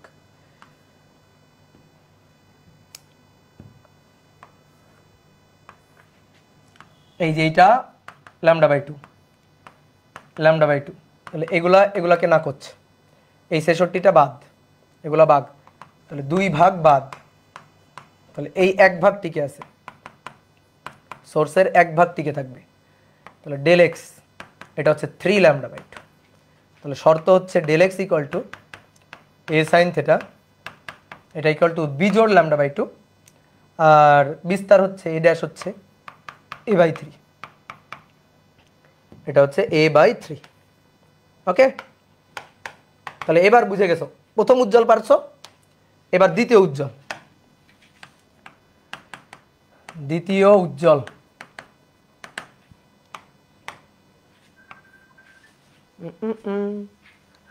মুরব্বি মুরব্বি না,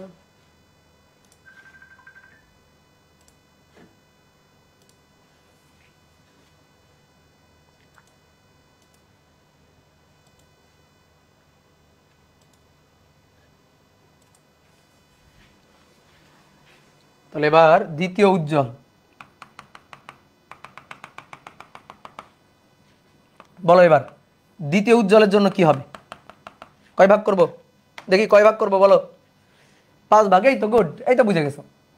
2 ভাগ, 3 ভাগ, 3 ভাগ, 4 ভাগ, 5 ভাগ। তাহলে এবার 5 ভাগ করব। তাহলে 5 ভাগ 100টাই ধরি, 100টা ধরি। তাহলে 1 থেকে 20,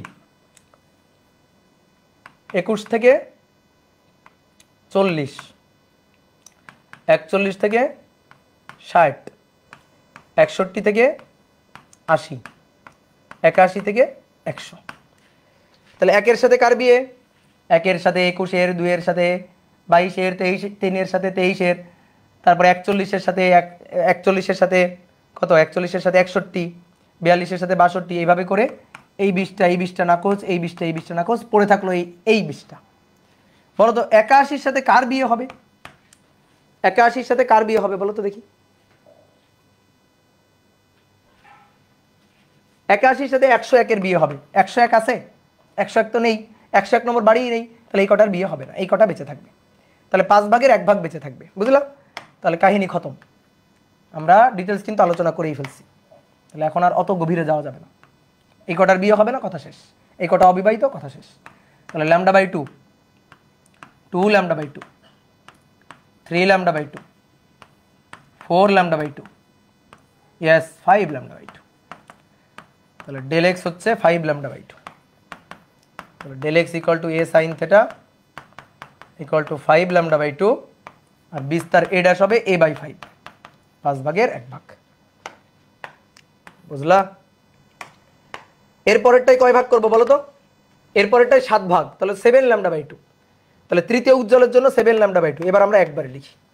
তাহলে n-তম উজ্জ্বল,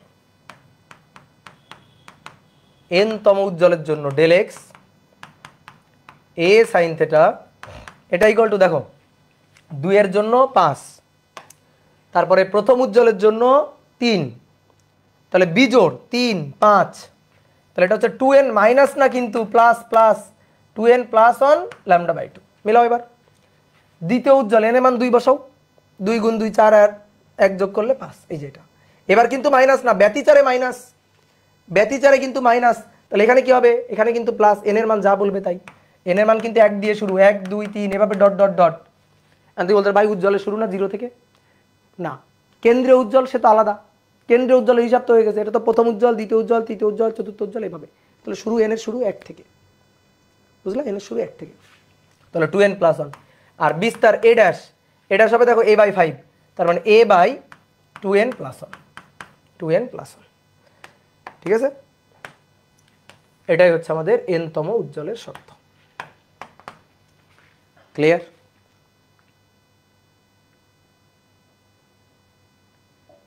বিস্তারটা বুঝলা না? বিস্তার এখানে যতগুলো উৎস আছে, যতগুলো উৎস আছে তার 4 ভাগ বাদ হয়ে গেছে, 1 ভাগ আছে। তাহলে সবগুলো মিলে যদি আমি বলি a, সবগুলোর বিস্তারকে লব্ধি বিস্তার যদি a বলি, সবগুলোর জন্য যদি বলি a, তাহলে a এর কয় ভাগের কয় ভাগ? 5 ভাগের 1 ভাগ, আর এর পরেরটাই হবে 7 ভাগের 1 ভাগ। ওকে, তাহলে এবার আসো এই যে সামারিটা একটু লিখি। কি শিখলাম? তাহলে একক চির অপবর্তন, একক চির অপবর্তন, একক চির অপবর্তনে কেন্দ্রীয় উজ্জ্বল,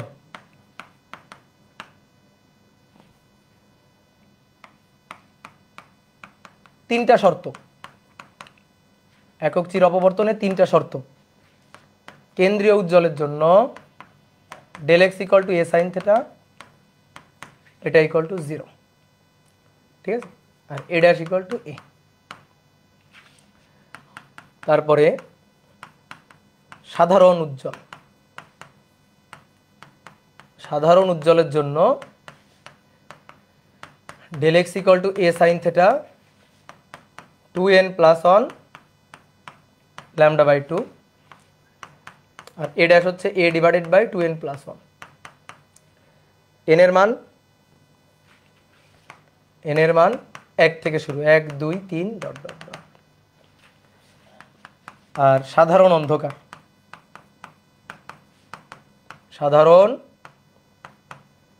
অন্ধকার, del x a sine theta equal to 2n lambda by 2 বা n ল্যামডা। দেখো ব্যতিচারের উল্টা, ব্যতিচারে উজ্জ্বলের জন্য ছিল 2n ল্যামডা বাই 2, এখানে অন্ধকারের জন্য 2n ল্যামডা বাই 2। আর ব্যতিচারে অন্ধকারের জন্য ছিল বিজোড় 2n মাইনাস 1 ল্যামডা বাই 2, আর এখানে উজ্জ্বলের জন্য হয়েছে বিজোড় 2n plus 1 lambda by 2। n এর মান যা বলবে তাই। আর অন্ধকার হলে a ড্যাশ 0, ঠিক আছে? n এর মান যা বলবে তাই, মানে 1 থেকে শুরু, 1 2 3, ঠিক আছে? আর ম্যাথ করার সময় খবরদার খেয়াল রাখবা, আমরা সব সময় যে সূত্র দিয়ে লিখতেছি তাতে n এর মান যা বলবে তাই।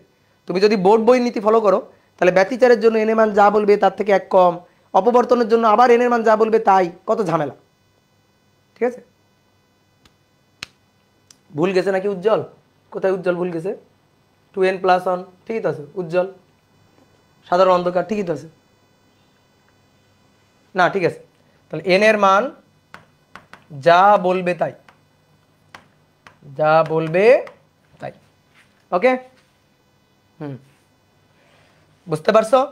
এবার আসো লাস্ট টপিক, সেটা হচ্ছে তীব্রতা। এটা পড়েই শেষ, এক পৃষ্ঠে জাস্ট। এবার তীব্রতা ও তার গ্রাফ, তীব্রতা ও গ্রাফ, ইন্টেন্সিটির গ্রাফ আঁকবো। দেখো ব্যতিচারে সবগুলো উজ্জ্বলের ইন্টেন্সিটি ছিল 4i0 সেম, আর সবগুলো অন্ধকার ছিল 0। এবার অপবর্তনে অন্ধকারগুলা 0, এটা নিয়ে কোনো ডাউট নাই, অন্ধকারে 0 হবে, কিন্তু উজ্জ্বলগুলা সব সমান না। কেন্দ্রীয় উজ্জ্বল সবচেয়ে বেশি উজ্জ্বল, তারপরে আস্তে আস্তে দেখো আমরা চিত্রে যেমন দেখছি, আস্তে আস্তে উজ্জ্বলের ইন্টেন্সিটি কমতে থাকবে, আস্তে আস্তে উজ্জ্বলের ইন্টেন্সিটি কমতে থাকবে। তো দেখো এই গ্রাফটা বেশ মজার। দেখো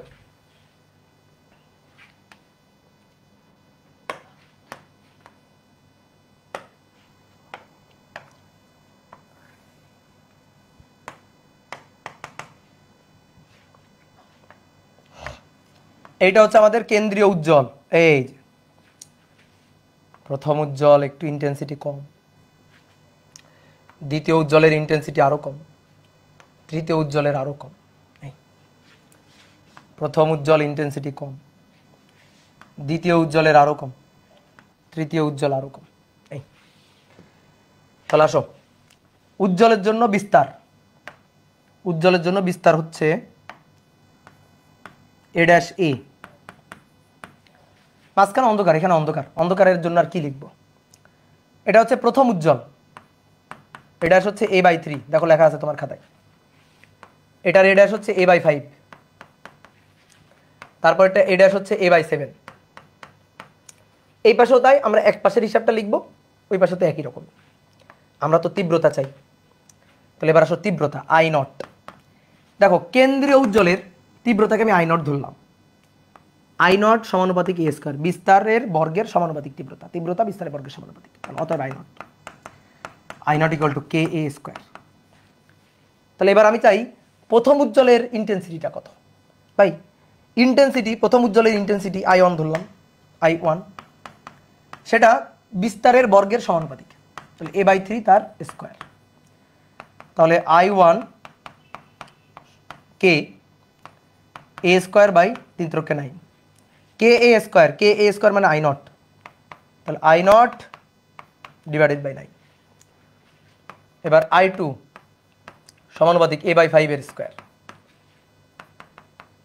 তাহলে I2 equal to ka square 5 × 5 = 25, তাহলে ka square that is I0, তাহলে I0 ডিভাইডেড বাই 25, তারপরে 25/1 বুঝলা?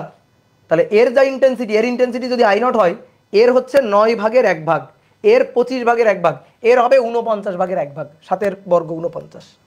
এই যে I3 সমানুপাতিক a/7 এর স্কয়ার, তাহলে অতএব I3 equal to ka square by 7 × 49, তার মানে I0/49, 49 ভাগের 1 ভাগ। তাহলে এবার সবাই বোর্ডে দেখো, আমরা একটু চিত্র আঁকবো। অনেক বলতে ভাই আপনি অন্ধকারগুলা করতেছেন না, এই যে অন্ধকার, আসো এই যে অন্ধকার, ভাই এর বিস্তার A0, তো এর ইন্টেন্সিটিও তো 0। এই যে অন্ধকার, এর বিস্তার A0, তো এর ইন্টেন্সিটিও তো 0। অন্ধকার বিস্তার 0, এর ইন্টেন্সিটিও তো 0, ইন্টেন্সিটিও 0। তাহলে এটার ইন্টেন্সিটি, এই যে ধরো আমরা এখানে আই নিচ্ছি, তো এটা হচ্ছে I0, এই যে I0 কেন্দ্রীয় উজ্জ্বলের ইন্টেন্সিটি I0। এর 9 ভাগের 1 ভাগ, 2 ভাগ, 3 ভাগ, 4 ভাগ, এরকম করে 9 ভাগ। 9 ভাগ করলে 9 ভাগের 1 ভাগ হচ্ছে এটা, 9 ভাগের 1 ভাগ এটা, এই যে I0/9। তাহলে এটা হচ্ছে 25 ভাগের, এটা 25 ভাগ করবা, I0কে 25 ভাগ করবা, 25 ভাগের 1 ভাগ, এতটুকু।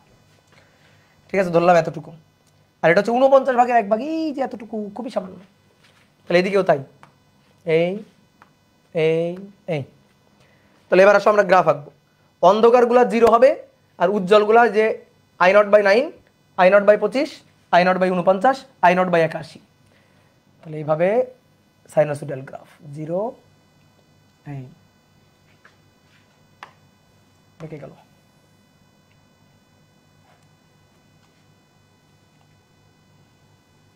এই যে এখানে যাবে।